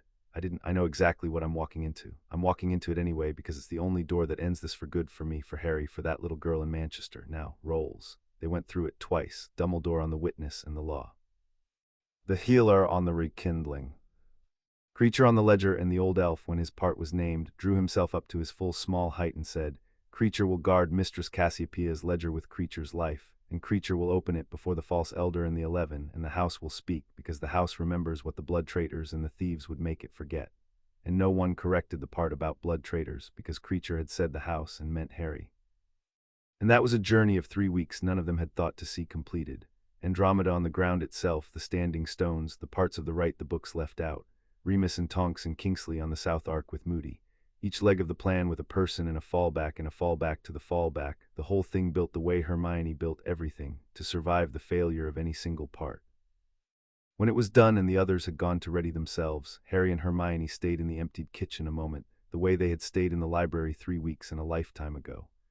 "There's a version of this," Harry said, "where I tie you to a chair and go to Wraithmore alone and let him sever an imposed bond off a chosen one he doesn't know is chosen, and find out what happens when the price falls on a thread that's already ours. There's a version of that version where it doesn't work because I'm not there to say the word and you die for nothing, and I spend the rest of my life knowing you took the choice away from me at the end the way everyone's been trying to take it from us at the start." Hermione's voice was gentle and absolutely immovable. "Don't. Of all the people who've tried to decide this for me, Harry, don't you be the last one. We walk in together or the whole thing was a lie, you know that. You've known it since the first night. It's the only thing you've ever asked of this, that I get the choice, so let me have it, all the way to the end, even the part where it's terrifying." Harry looked at her for a long moment, then he nodded and let it go, and it cost him visibly, and she loved him for the cost. "Together, then," he said. "Together," she agreed, "to the end of it.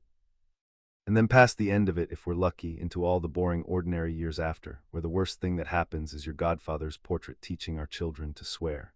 She allowed herself for one moment to imagine it, and then put it away carefully where the fear couldn't reach it, to be taken out again only if they lived. "Get some sleep, Lord Black. Tomorrow we ruin a man.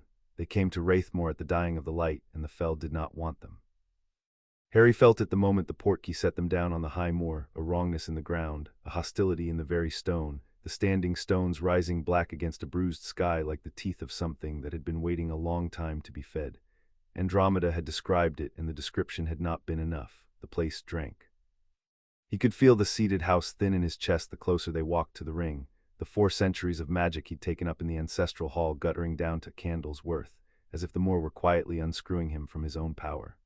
The wind came off the high country with nothing in it but cold and the smell of peat and old blood, and the heather lay flat and gray, and there were no birds, and there had been no birds, Andromeda said, for 300 years.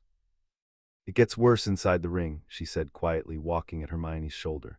Out here the stones only sip, inside they swallow. Whatever you're planning to do in there, plan to do it with half the magic you think you have, and a quarter of the wand speed, and it will twice as stubborn as you've ever needed before. The ring does not care that you are clever or strong or in the right. It cares only that you are not its kind of magic, and you are not, and it will starve you for it. She looked at the black stones ahead, and old grief moved over her face. My mother brought me here too once, not the hall, here, to show me what the family did to its enemies and its embarrassments when the law wasn't watching. I was 9, I never came back, I swore I never would. A thin breath. And here I am, walking onto it beside a muggle-born girl I'd give my life for, to stop a black from doing the family's oldest evil. The symmetry would be funny if it weren't so cold. The 11 witnesses were already gathering on the north arc, apparating in 2s and 3s onto the darkening moor, wary, robed, their wands lit against a dusk that seemed to eat the light. They did not speak much. There was something about the place that pressed speech flat. Dumbledore moved among them, quiet and grave, settling them, and the healer stood apart clutching her sworn parchments, and Creature had the ledger pressed to his narrow chest with both arms, and the order arranged itself on the south arc behind the witnesses, Moody's eye sweeping the stones and the sky and the empty fell over and over, finding no comfort anywhere. Harry and Hermione stood a little apart at the edge of the ring and looked at the black stones and the bruised sky and the place that had been chosen to kill her. "Last chance to tie me to a chair," Hermione said. "It was almost a joke, almost. I considered it." Andromeda hid the rope.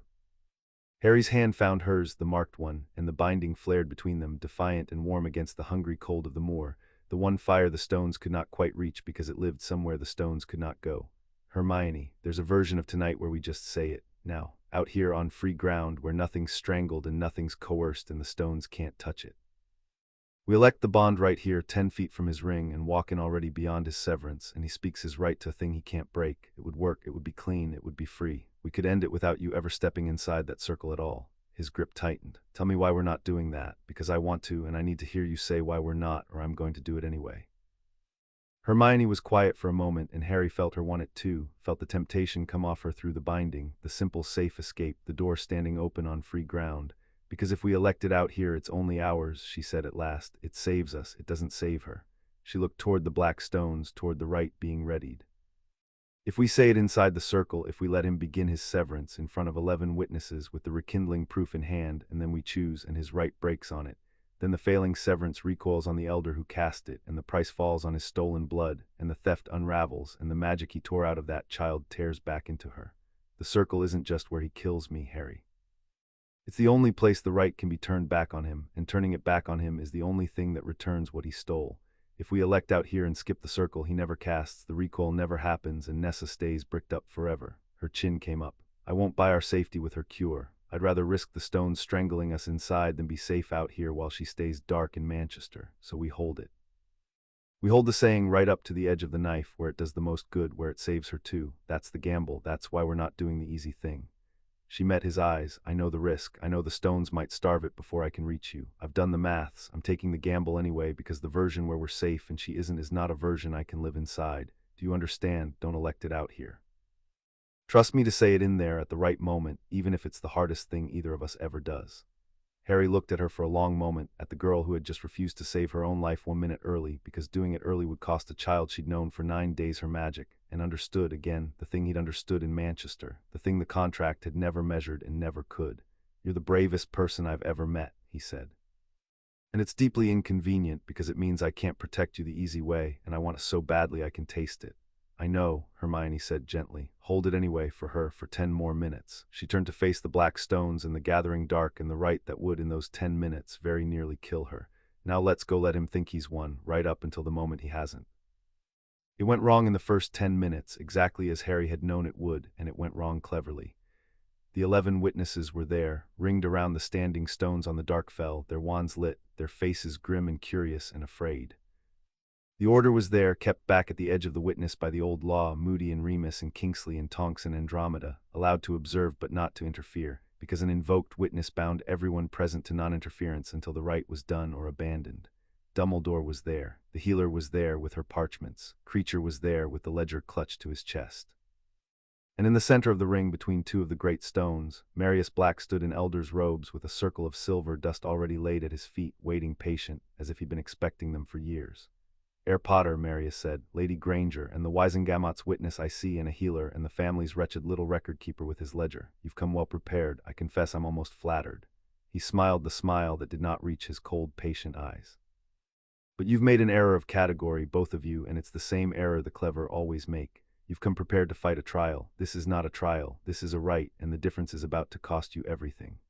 That was the moment Selwyn sprang the first trap. She stepped from behind one of the standing stones where she had been waiting, and she addressed the 11 witnesses in her soft, reasonable clerk's voice, and she held up a document. Before the witness proceeds, she said, this office must enter a point of law, as is its right under the witness statute. The validity of any right depends upon the validity of the parties. And it has come to this office's attention, through documents I now enter, that the boy styling himself heir of the House of Black cannot be the heir at all, because the concealment by which he claims descent was unlawful, performed by Arcturus Black without the sanction of the family elders of his day, in violation of the house's own succession law. I have the records. Arcturus acted alone in secret against the express objection of his own sister. The concealment is void. The boy is no heir.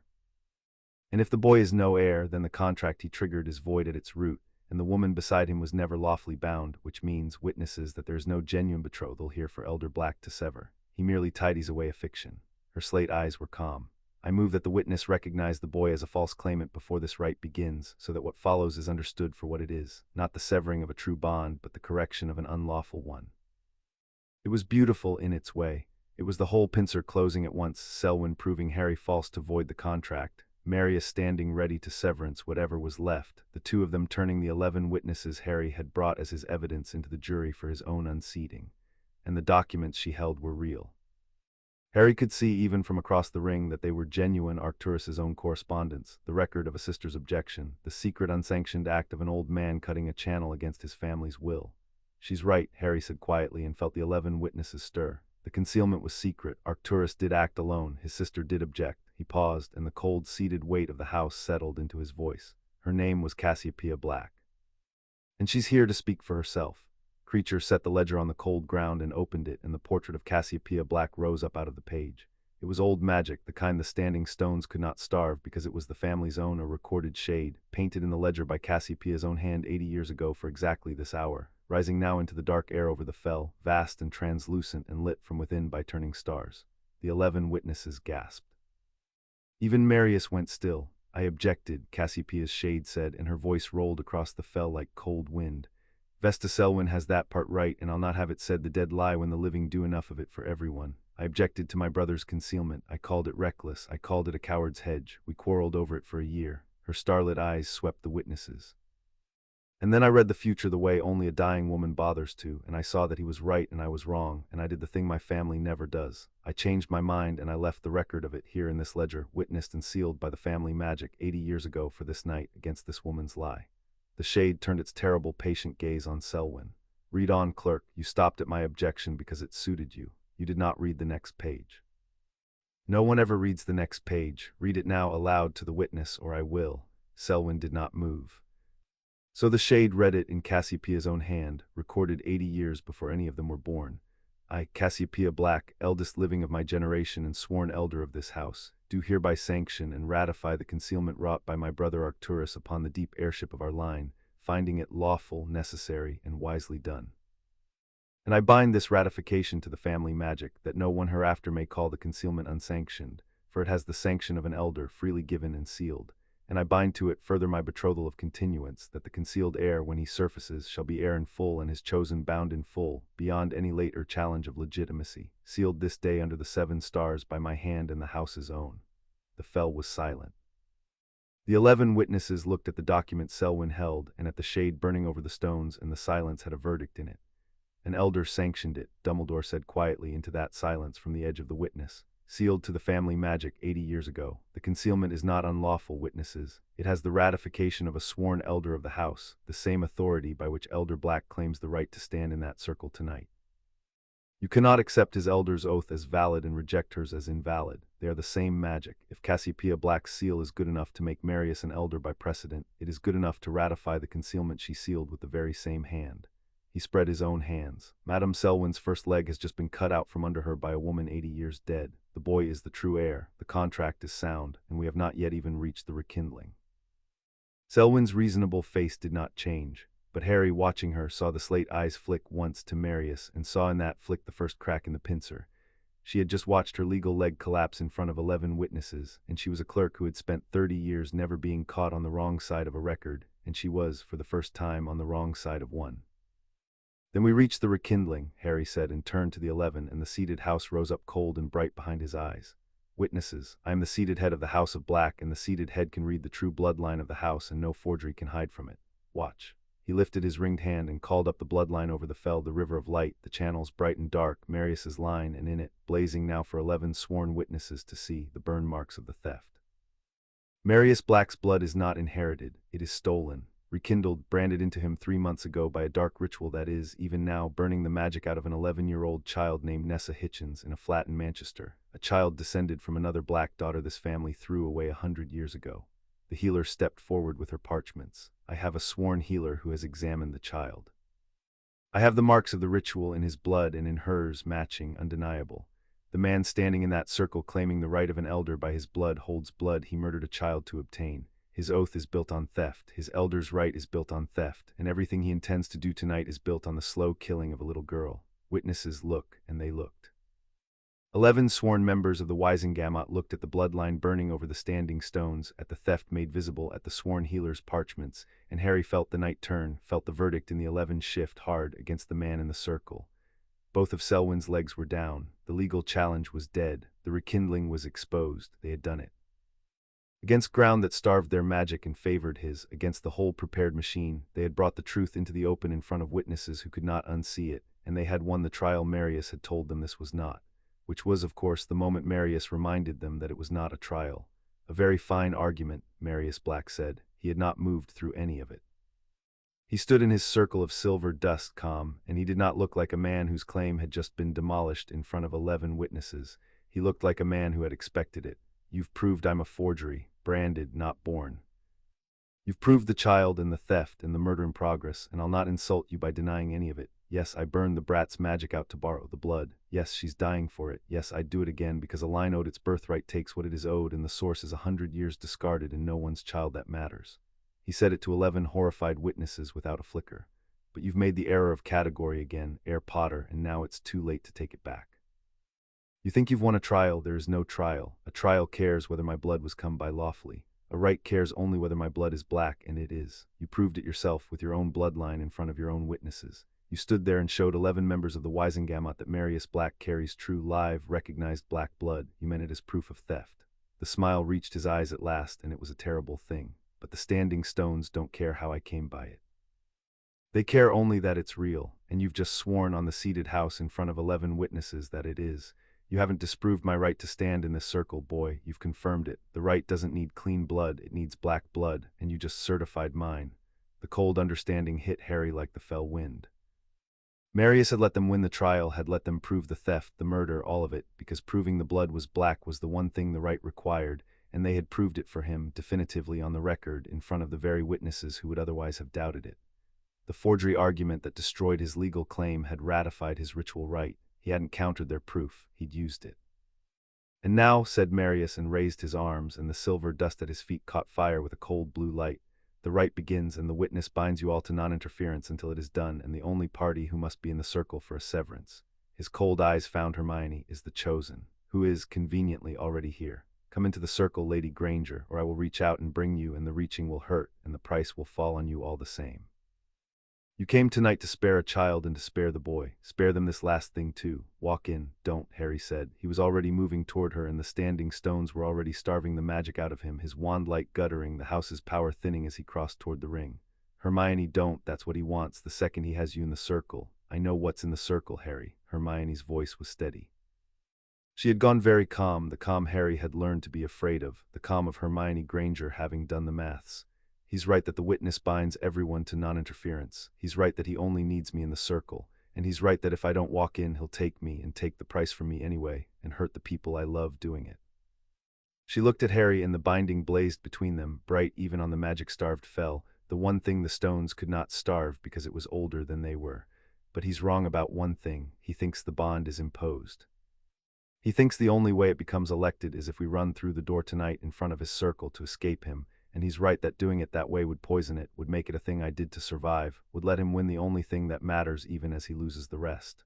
Her chin came up. He doesn't know we already chose, 9 days ago, in a flat in Manchester, clean, free, with nothing to escape from. He doesn't know the door's already been walked through in our hearts, and that all that's left is the saying of it, and that the saying can happen anywhere, even here, even now, because the choosing was already free, and that's what the clause requires, not the place. Harry stopped. The cold understanding turned all at once to something else, to the third leg, the one she'd never written on the wall, rising into place. Hermione, he said. If you walk into that circle, then I walk in already chosen, she said, and he begins a severance on a bond that's about to become elected, and an elected bond is beyond severance, and the price has nowhere to fall, and his right breaks on the one thing he never thought to plan for, 2 people who decided to love each other before he ever put a knife to my throat. She smiled at him, fierce and bright and entirely unafraid. It's the third leg, Harry, it was always the third leg. We let him win the trial so he'd start the right, and we walk into the right already chosen, and we say the word inside his own circle, on his own ground, in front of his own witnesses, and he severs nothing, because there's nothing imposed left to sever. We don't escape his circle. We turn it into the place we choose each other. The freest choice there is, made in the one place he was certain would force it. She turned toward the ring of cold blue fire, toward the waiting elder, toward the standing stones that starved all magic but the oldest. Trust me, trust the plan, trust us. Always, Harry said. Hermione, but she was already walking into the circle. For a heartbeat on the dark fell, nobody breathed. The 11 witnesses stood on the north arc with their lit wands. The order stood behind them, held by the law, and between the standing stones, a 16-year-old girl walked toward an elder who had murdered a child to reach her. Remus had a hand fisted in the back of Harry's robes, not to hold Harry, but to hold himself, because every instinct the man owned was screaming to break the witness and die trying, and the only thing stopping him was Hermione's plan and the 11 faces that plan depended on. Moody's eye had gone still. Andromeda had gone white. Dumbledore stood very old and very quiet, a general watching a battle he had handed to children, because only children had been dealt the cards that could win it. Vesta Selwyn stood apart by her standing stone and watched her plan curdle. She had spent 30 years on the wrong side of records and never once been caught there. Tonight she had been caught twice in an hour, her legal challenge cut down by a woman 80 years dead, the rekindling she had helped arrange burning over the fell for 11 witnesses to see. She was a clerk, not a zealot. She had wanted the precedent, the clean, dry victory in the registry, the Britain where the old law held and a muggle-born could be ruled out of an ancient house by a tidy ruling she could file and forget. She had not, she discovered, wanted this, a girl walking into a ring of fire, a child dying in Manchester to power it, a man discussing both in the Register of Weather. The margin note she made 3 nights ago sat in her pocket like a coal. She had told herself, banking 30 years of small complicities, that she would never be made to choose. She was being made to choose now on a dark fell in front of 11 witnesses, and she found to her own cold surprise that the line buried deep in her had not rotted after all. She did not move yet. She was a careful woman, and the careful wait for the moment, but her hand in her pocket closed around the coal. It went wrong again, and this time it went wrong because Marius was cleverer than even Hermione had reckoned, and because he had read her exactly as he'd boasted he could. The instant Hermione crossed the silver line, the circle sealed, a wall of cold blue fire roaring up around her and Marius both, cutting her off, and the standing stones drank the bindings light down to a thread, thin and struggling, the one thing the ring could not quite starve but could, it seemed, strangle. Harry threw himself at the wall of fire and it threw him back, and the invoked witness bound the order where they stood, 11 sworn members and Dumbledore and Moody and Remus all held by the old law to non-interference, unable to cross. You think I didn't plan for the door, Marius said inside the circle to Hermione over the roar of the blue fire. You think a man who spent years on this never considered that the clever girl might try to elect the bond inside the right. I read you the first day, Lady Granger. I knew you'd find the elected clause, and I knew you'd be too principled to run through it to save yourself, and I knew that meant the one place you might finally do it would be here, cornered with no other way out. So I built the circle to strangle the binding. You cannot elect a bond you cannot feel. And in here on this ground with my right already running, he gestured, and the blue fire pressed inward and the thread of the binding guttered, dimming, you can barely feel it at all. By the time you reach for the choosing, there will be nothing left to choose with. The bond will be too starved to convert, and I will sever the thread that's left, and the price will fall on you, and the boy will watch through the fire, exactly as I intended from the start." He raised his arms, and the severance began, the old words rolling out cold and certain. "I let you win the trial, child, I let you walk in chosen, because a starved bond cannot elect, and a chosen but unelected bond severs exactly like an imposed one. You outthought everyone here tonight, you did not outthink me, now pay," and the blood price began to fall. Hermione felt it start, felt the severance reach into the strangled thread of the binding and begin to tear, felt the price gathering to fall on her, the cold blue fire pressing in, the standing stones drinking the light, Marius's voice rolling out the old words, Harry's fists bloody against the wall of fire he could not cross, the 11 witnesses held helpless by the law, the whole carefully built plan strangling in a circle of cold flame on a dark fell. The binding was a guttering thread. She reached for Harry through it, for the choosing, for the word that would convert the bond beyond all severing, and there was almost nothing there to reach. Marius had been right, the ground starved it, the right strangled it. She could feel Harry on the other side of the thread, distant, dimming, the brightest thing in her life reduced to an ember the stones were swallowing, and the severance tore deeper, and the price fell, and the cold began to climb her arm from the 7 stars on her wrist toward her heart. Hermione said into the strangling dark, reaching for an ember. "Harry, I can't, it's too far, I can't reach you." The stones, he was right. And on the other side of the wall of fire, Harry Potter, seated head of the House of Black, his fists bloody and his wand starved, and the law of the witness binding him in place, and the woman he loved dying in a circle he could not cross, stopped trying to break through the fire, and reached instead for the one thing on that fell older than the standing stones. Chapter 6 and Chapter 7, Heir and Lady. What Harry reached for was not the binding. That was Marius's whole mistake, and it was the kind of mistake only a man who thought in machines could make. Marius had built the circle to strangle the bond, because the bond was a thing that ran between them like a current, and a current can be choked. He had spent years thinking of the contract as a mechanism, a thread, a signal, a flow of magic he could pinch shut with the right ground and the right. And he was right that he could choke the thread. He had choked it, it was an ember now dying, but the election clause had never been about the thread. Hermione had read it aloud in the library 3 weeks ago, and Harry had read it over her shoulder, and the words came back to him now whole, on the dark fell, with her dying in a ring of fire he could not cross. Should the chosen and the heir come, freely and in full knowledge, to choose one another, not should the bond grow strong enough. Not should the thread carry the right signal. To choose, the conversion was not a magical current that ran between them and could be pinched off. It was an act of will, 2 free wills, deciding the same thing in full knowledge and saying so, and a decision is not a current. You cannot strangle a decision with standing stones. You cannot starve a choice off a treeless fell. The thing Cassiopeia had built into the heart of her contract, the door she had cut for 2 children 80 years before they were born, was the one thing in all of magic that no ground and no right and no elder could choke, because it lived in a place older than the standing stones, older than the House of Black, older than magic itself. It lived in the simple, total, unkillable fact of a person making up their mind. So Harry did not reach for the binding.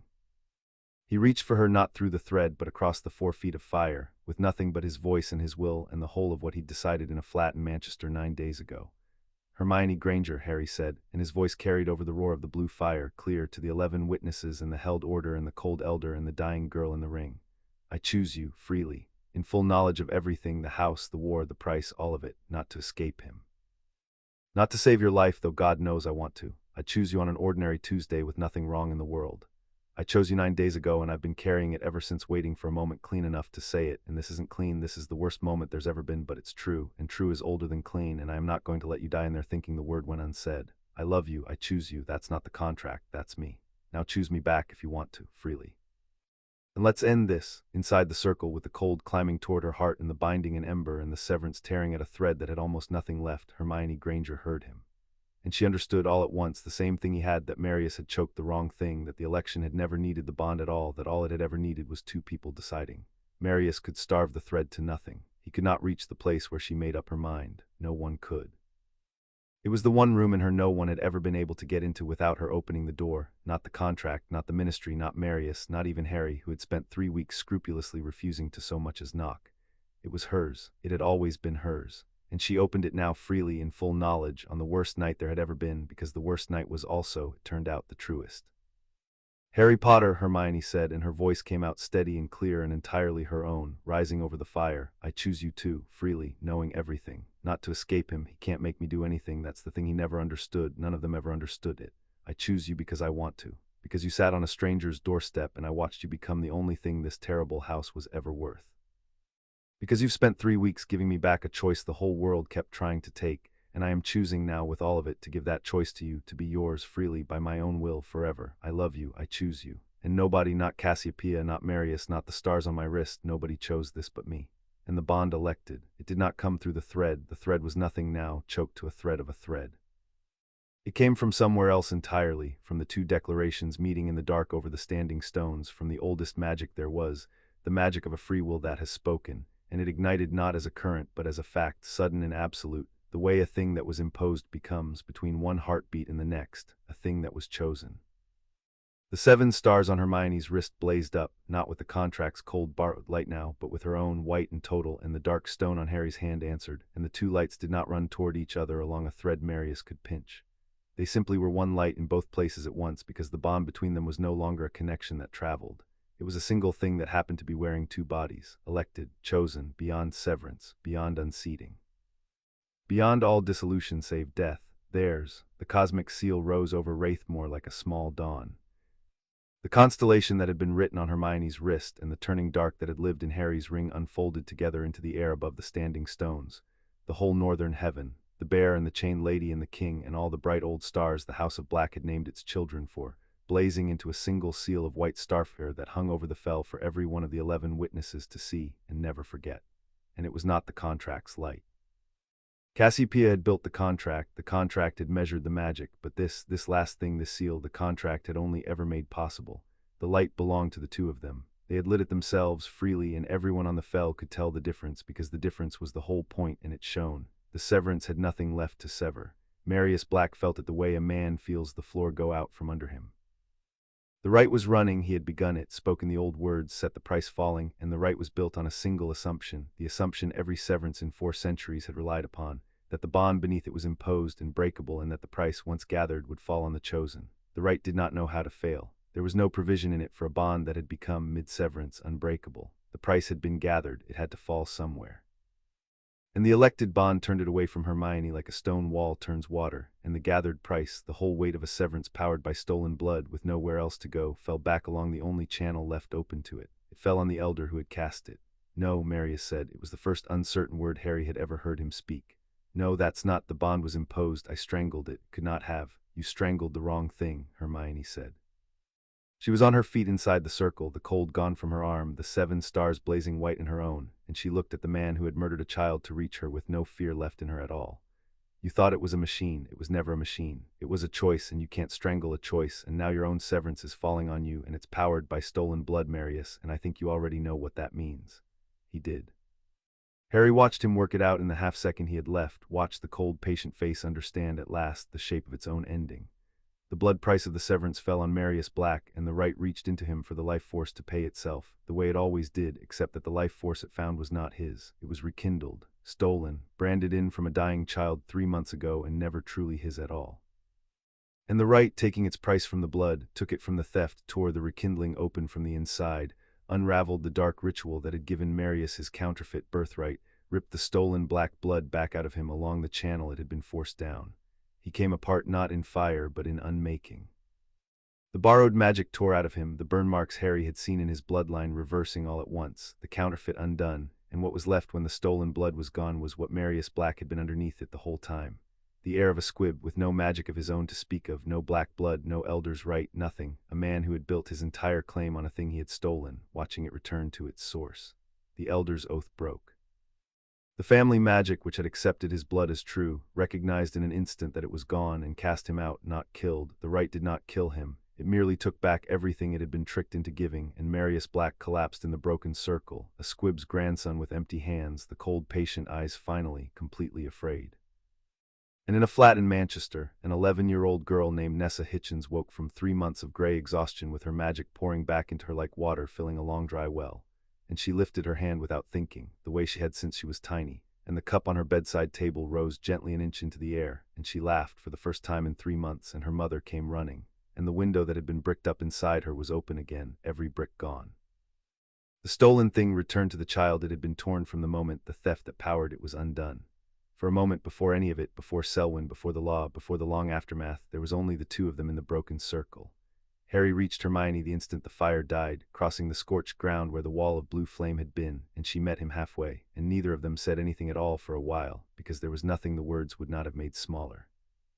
The 7 stars on her wrist still glowed white in her own, the dark stone on his hand glowed to match it, the elected bond hummed between them, warm and whole and utterly unstrangled, a single thing in 2 bodies that no ground on earth could starve again. She was alive, the cold was gone from her arm. They had walked onto ground built to kill her, and she was alive, and the bond was theirs, and for one moment on a dark fell under a sky full of the seal they had lit together. That was the entire universe, and it was enough. "You said the word first," Hermione said finally into his shoulder, "on the wrong side of the fire when I couldn't reach you. You just said it out loud to 11 witnesses and a murderer and the whole order with no idea whether I'd say it back." "I knew you'd say it back," Harry said. "I didn't know if it would work, but I knew you'd say it back. You chose me in Manchester. I was never worried about the choosing. I was only ever worried about the stones." He drew back enough to look at her. "Are you all right? The price was falling. I felt it through the thread before it died, the cold. I felt it reach your—" "It turned away," Hermione said, "the second we elected. It hit the wall of us and turned away and went looking for somewhere else to fall, and it found him." She looked once at the collapsed shape of Marius Black in the broken circle, at the squib's grandson with empty hands, and there was no triumph in her face, only a clean cold finality. "He spent 3 months draining a child to build a knife to put at my throat, and in the end the knife had nowhere to land but his own hand. I'm not glad exactly, but I'm not sorry either. Sums just come out." Then she turned her back on him deliberately, on the man in the circle and all of it, and faced the 11 witnesses on the north arc, and Harry watched her put the lady of the House of Black back on like armor, because the night was not over, because there was still a record to make and a child to save and a precedent to flip. "Come on," she said, taking his hand. "We're not done, we're never done, but we're together and we're alive, and we won the impossible part. The rest is just law." And the rest, as it turned out, was just law, which was the one ground in all the world where Hermione Granger had never once been starved. The wall of blue fire died, the standing stones went quiet, the witness lifted, and the moment it lifted, 2 things happened. The first was that the order crossed the broken circle at last, Remus reaching Harry, Andromeda reaching Hermione, Moody's wand already trained on the collapsed shape of Marius Black, the held breath of an hour finally let go. The second was that Vesta Selwyn stepped forward, into the center of everything, in front of the 11 witnesses, and took the coal out of her pocket. "Before the witness disperses," she said in her soft, reasonable clerk's voice, "this office wishes to enter further documents into the record." Her slate eyes were calm and tired, and something in them had changed. The buried line finally consulted. "3 nights ago I made a note. I am a careful woman. I make notes. It is the only honest habit a clerk is allowed. The note records that I, Vesta Selwyn, was aware before this rite that Marius Black's blood was obtained by the rekindling ritual, that I knew a child was being drained to power his claim, and that I arranged the scheduling of his oath and the suppression of any hearing that might have stopped it, in the service of a precedent I wished to establish." She held up the document. "I enter it now, witnessed, sealed against myself. I will not pretend I am a good woman who was deceived. I knew. I am entering it because 11 members of the Wisengamot have just watched what that knowledge was in service of, and because I find, at the very end of 30 careful years, that there was a line in me after all, and that it is here, and that I would rather be remembered for crossing back over it once than for never having found it." She set the document down. "The precedent I wished to establish was that a Muggle-born cannot hold true standing in an ancient house. I withdraw it. I have just watched a Muggle-born witch hold an ancient house together with the oldest magic there is, freely chosen, against everything I built to stop her. Let the record show I was wrong. Let it show I knew I was wrong and helped anyway and stopped. It is not redemption, but it is testimony, and testimony is the one thing I have ever been good for." She was arrested too, of course. Her confession saw to that.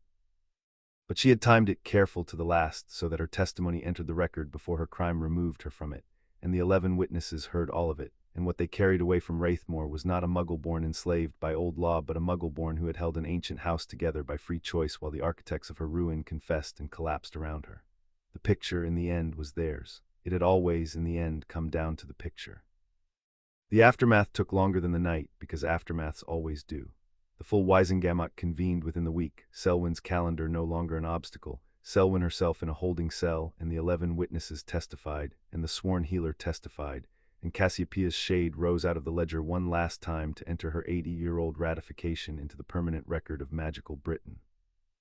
Marius Black was tried for the rekindling, for the attempted murder of Hermione Granger, and for what had been done to Nessa Hitchens, and the trial was not close. He went to Azkaban a squib's grandson with no magic and no claim and no name on any tapestry, which was, Andromeda observed quietly, exactly what the House of Black had made of his grandfather a century ago. the family's cruelty to its squibs folding shut at last on the man who had tried to weaponize it. But the thing that mattered most was the precedent, and the precedent did not fall the way Vesta Selwyn had spent 30 years intending. The Wisengamot, having watched a Muggle-born witch hold an ancient house together by free choice, having watched the oldest pureblood law in Britain choose her over every pureblood daughter in the country on the merits, and having watched her earn the choice in front of 11 witnesses, ruled the opposite of everything Selwyn had wanted. It ruled that standing in an ancient house depended on the magic and the choice, not the blood. It ruled that Hermione Jean Granger, Lady of the House of Black, held full and unchallengeable standing. And because the law moves in precedence whether it means to or not, it ruled in the same judgment that no Muggle-born witch or wizard could be denied standing in any house on the grounds of birth alone, that the question was always magic and choice, never blood. Selwyn had spent 30 years trying to use Hermione to close a door on every Muggle-born in Britain. Instead, Hermione had walked through it and held it open behind her, and the single most dangerous thing to happen to blood purity politics in 100 years turned out to be exactly what Cassiopeia Black had built it to be 80 years before in a ledger no one read. A Muggle-born girl, chosen by the oldest law, holding the oldest house, and changing what the law could mean. You did that, Harry told her after, when the judgment was read, not the contract. You walked into a Wisengamot they'd set up to ruin you, and you came out having changed the law for every Muggle-born in the country. We did that, Hermione corrected. You seeded the house. You put the walls around Nessa. You said the word first on the Fell when I couldn't reach you. Don't you dare make this a thing I did alone, Harry Potter. I've spent 3 weeks teaching you not to do everything alone, and I am not having you do being right alone either. But she was smiling, and the 7 stars on her wrist glowed white and steady and entirely her own, and she let him take her hand, the marked one in the middle of the Wisengamot, Lord and Lady of the House of Black, the picture they had chosen, for good now and forever. The House of Black cast its first vote in a generation 3 weeks later, and Hermione cast it. It was a small bill in itself, a procedural measure on the funding of magical orphanages, but the purist bloc had attached a rider to it, a quiet poisonous clause that would have let old families reclaim wards of disputed blood from ministry care, which everyone in the chamber understood meant Muggle-born children whose families could be pressured. It was the kind of thing the purist bloc passed all the time, in the margins, in the boring sessions, where no one was watching. They had the votes, they always had the votes. The arithmetic of the Wisengamot had not changed in 100 years. Then Hermione Granger rose in the seat of the House of Black, holding the proxy of an ancient house, and the arithmetic changed. She did it exactly as Andromeda had taught her and exactly as she had taught herself, not with a speech about justice, which the bloc would have expected and discounted, but with the law cold and precise, the one ground where she had never once been starved. She stood, and she was recognized, and the chamber went very quiet because a Muggle-born witch standing in the seat of the oldest purist house in Britain was a thing none of them had ever seen, and most of them had been assured they never would. The House of Black, Hermione said, votes against the rider, and I'd draw the chamber's attention to why, because the why is going to matter to every vote this house casts from now on. She let that land, every vote this house casts from now on, and watched the purist bloc understand, all at once, what had happened to their arithmetic. The rider permits the reclamation of wards of disputed blood. The House of Black has recent and personal experience of what is done to children of disputed blood when the law looks away. We will not be voting for any measure ever that hands a child to the people most likely to harm them on the grounds of how that child was born. The House of Black has spent 300 years on the wrong side of that question. It is on the right side now, permanently. The chamber may wish to recalculate accordingly. The bill failed. It was the first thing the purist bloc had lost in the margins in longer than anyone could remember, and it failed by exactly one vote, the vote of the House of Black, defected, in the hands of a Muggle-born lady who had read the rider more carefully than the people who wrote it. Harry watched from the gallery where the law put him while his lady held the proxy, and he watched the faces of the old families as they grasped the new shape of the room. Not a scandal they could survive by waiting it out, not a girl they could break with a clerk and a claimant, but a permanent realignment, a fortress turned, a vote that would be against them in the margins for the rest of their lives and their children's lives. Lucius Malfoy, 3 seats down, went the color of old parchment. Hermione did not look at him. She had, she would say later, more important things to read. Cassiopeia built a weapon, Andromeda murmured, beside Harry in the gallery, watching her niece by contract dismantle a century of arithmetic with a single careful vote. Everyone kept saying it, and I'm not sure any of us believed it until just now. She didn't bind a girl to save the bloodline. She loaded a Muggle-born into the heart of the purist bloc and waited 80 years for someone to pull the trigger. Her dark eyes were bright, and the girl pulled it herself, on a Tuesday, over an orphanage rider nobody else was even watching. God, she's good. She's so much better than they ever imagined was possible, and that's exactly why the contract chose her, and they still can't argue with it, because the magic chose her on the merits, and the merits just failed their bill by one. From the seat below, as the chamber dispersed in disarray, Hermione looked up at the gallery at Harry, and allowed herself one small fierce flicker of a smile before the lady of the House of Black put her composure back on. It was enough. He felt it through the binding before he saw it. The first vote was cast, the arithmetic was broken, and it would stay broken for as long as a muggle-born witch chose to sit in the seat of the House of Black, which was to say, Harry thought, for a very long time indeed. The betrothal was made formal a few days after the vote, not because the law required it, the elected bond was already beyond any law, but because Hermione wanted it on the record in the open, where the whole of Wizarding Britain could read it. They spent a month trying to void this in secret, she said, when Harry asked why she cared about the formality, given that the thing itself was settled in their own hands. Selwyn in her quiet office, Marius in his private circle. Everything they did in the dark in the margins where no one was watching, so we do the opposite, we announce it. Loudly, officially, a betrothal of the House of Black, freely elected by both parties, entered into the public record with the full standing of an ancient house, a half-blood lord and a muggle-born lady, chosen, and there's that word again, the one that beat them, chosen. She was already drafting the notice in her ruthless clear hand. Want it impossible to pretend it was ever anything else. I want it filed where Selwyn used to file the things she buried. I want the block to read it over breakfast. Let it be the least secret thing that's ever happened to this house. So they filed it in the open, and the prophet ran it, and the picture that accompanied it was the one they had chosen from the very first hearing. Not a chained girl beside a lordling, but two people standing level, the crest at both their shoulders, neither of them afraid. And the elected bond between them, when Harry thought to examine it now that the war was over, had settled into something that no longer felt like a contract at all. The early days of it had been a tether, a current, a thing that ran between them and could be felt as separate from themselves. It was not that anymore. Become, since the fell, simply a fact of how they were, the way you don't feel your own heartbeat until you go looking for it, and then there it is, having been there the whole time, keeping you alive without asking to be noticed. He stopped being able to tell where the binding ended and the ordinary fact of loving her began. There was, he supposed, no longer any difference. That had been the whole point of the door Cassiopeia cut. An imposed bond is a thing you feel. An elected one is a thing you simply are. She knew, Hermione said one evening in the library, looking up at Cassiopeia's frame, which had been quiet and still for days now, the long wait visibly over in the painted stillness of it. Cassiopeia. She knew it would feel like this on the other side. That's why she built the claws the way she did, not as an escape, not really. As a destination. She didn't give us a door out of the cage. She gave us a door into the thing the cage was only ever pretending to be. Her hand found the 7 stars on her wrist, which glowed now with the steady, ordinary warmth of a thing wholly hers. I was so angry at her that first day. A dead woman who decided my life before I was born, and she'd actually spent 80 years making sure I'd get to decide it myself at the end on the only ground no one could take from me. I don't know whether to be grateful or to still be a little furious. I think I'm going to be both forever. I think she'd have liked that. I think being both is exactly the sort of person she built the contract to choose. From the frame, the portrait of Cassiopeia Black did not stir. She had said her last to them on the fell and rested now, her work 80 years done and finally complete. But the 7 stars carved into the black wood of her frame caught the lamplight just for a moment and seemed to turn the way the constellation on Hermione's wrist turned, the way the stone on Harry's hand turned, all of them the same small piece of the same old sky, pointing at the same thing they had always pointed at. Not blood, not law, not the long dark history of a cruel house, but a choice freely made by 2 people the magic had been wise enough only to introduce. They protected Hermione's parents the day after the judgment, exactly as Harry had promised on the roof. He extended the wards of the House of Black around a tidy house in Crawley, 4 centuries of old magic settling invisibly over a dentist's home and a garden and a kitchen where, weeks ago, a frightened girl had looked her father in the eye and told a lie she hadn't been sure was one.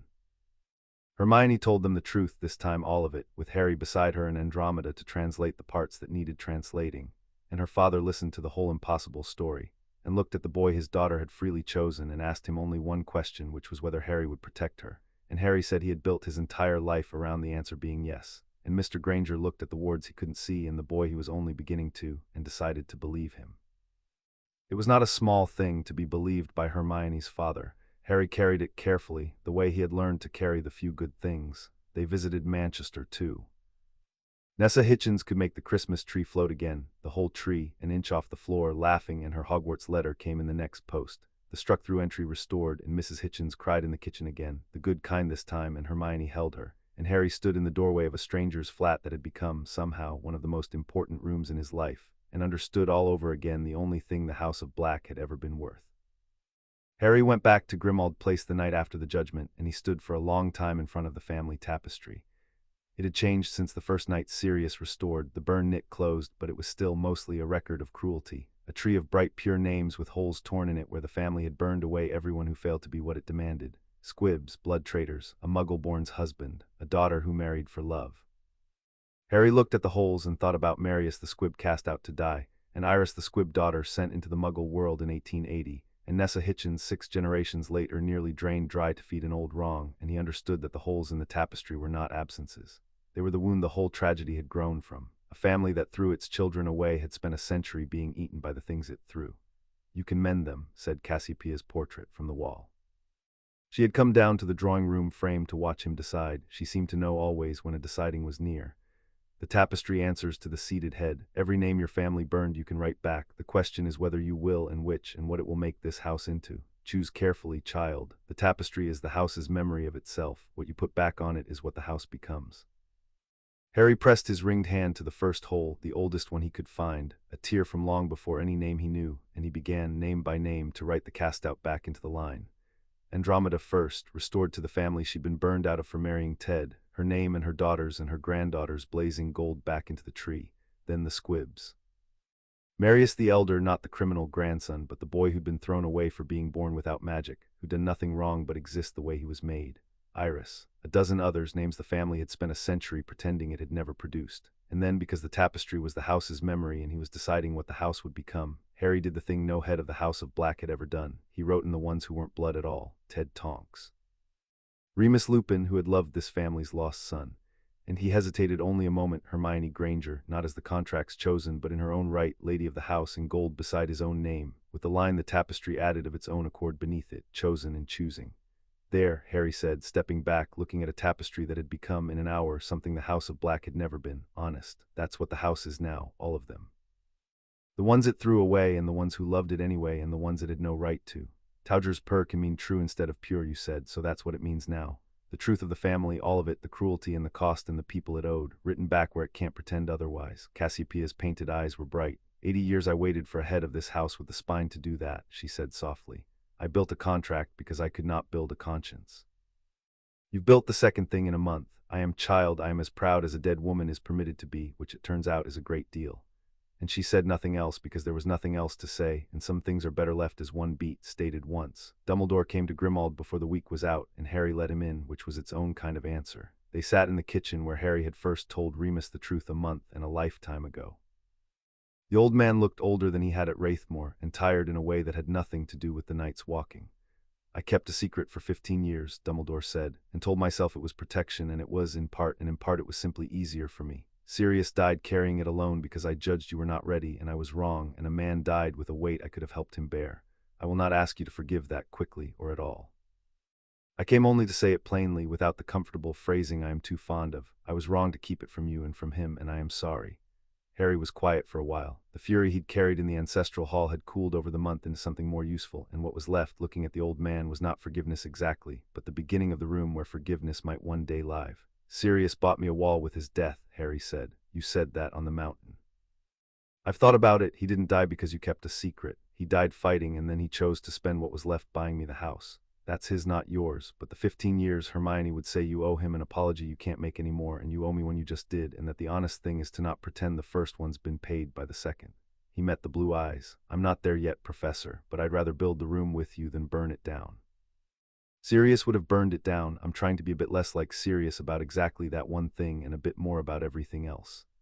That, said Dumbledore with the ghost of the old twinkle returning, frail and grateful, is wiser than I managed at 3 times your age. The House of Black is in better hands than it has ever been, Harry, including, I suspect, my own had I ever held it. Thank you for the room. I will try to deserve it.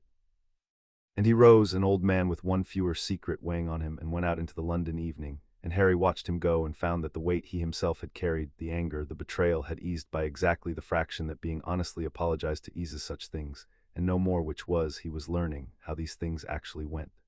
Creature found him after, in the drawing-room, in front of the mended tapestry. The old elf looked at the restored names, at Andromeda, at the Squibs, at the muggle-born lady in gold beside his master's name, and for a long moment said nothing at all. Then he reached up with one gnarled hand and touched the gold thread of Regulus's name, his lost young master, the one black who had ever been kind to him, and a single tear ran down the elf's enormous nose. "The house is true again," Creature croaked. "Mistress Cassiopeia's contract is kept. The blood traders and the thieves are gone, and the house is true."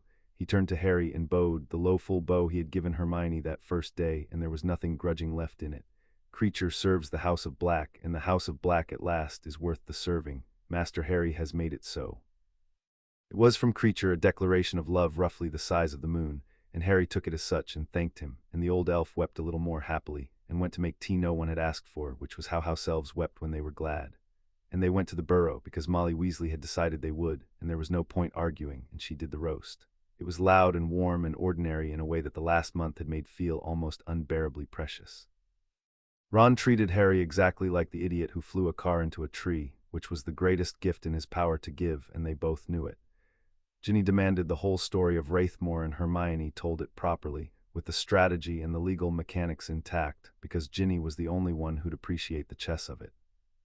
Remus laughed, actually laughed, threadbare and real, the first time since Sirius, at something Tonks said, and Andromeda watched her daughter make the werewolf laugh and had a look on her face that Hermione understood and said nothing about. Creature had been invited after a fierce internal struggle that Harry pretended not to notice, and stood in a corner clutching a cushion he had brought as a gift, scandalized to be at a blood trader's table and unable to leave because his master was happy and the house's lady had asked him personally, and that was a whole journey too. After dinner, Harry and Hermione walked out into the Weasleys' wild garden under a real sky, a country sky, dark enough at last to show the stars. "There," Hermione said and pointed, and Harry followed her hand up to the 7 stars wheeling low over the orchard. Ursa Major, the Great Bear, the Plough, the constellation that had burned onto her wrist in the dark a month ago, that had hung over the standing stones in white fire when they chose each other, that she had been unable to find over her head in London and had looked for anyway. "I couldn't see it from Grimmauld, wrong sky, too much light. I kept looking and I couldn't find it, and I told you it felt like it ought to mean something." She lowered her hand and looked at him, and the 7 stars on her wrist glowed faintly to match the ones overhead, the mark she would carry for the rest of her life, not a chain now, not a contract, but a chosen thing, hers, the way a wedding ring is chosen. "I think I've worked out what it means. It means it was never about the mark on my wrist or the ring on your hand. Those were just the contract pointing. The thing it was pointing at was always up there, out of anyone's reach, where no one could pinch it off or starve it or write it into a ledger. The choosing. It was always going to come down to the part nobody could touch." She smiled. "Cassiopeia built a door, but the sky was always ours." Harry looked at the stars and at the woman beside him, freely chosen and freely choosing, and felt the elected bond hum warm and bright and unbreakable between them. Not a current that ran along a thread anymore, but a single thing wearing 2 bodies, beyond severance, beyond unseating, beyond everything but the long, ordinary years he intended to spend at her side. "Marry me then," he said, properly, not because a contract chose it, not because we're already bound.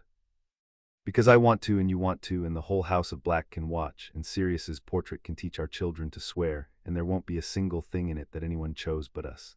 "Yes," said Hermione Granger, Lady of the House of Black, by her own free will and for no other reason in all the world. "Obviously, yes. I chose you on a fell with a knife at my throat, Harry. I'm hardly going to lose my nerve in a garden."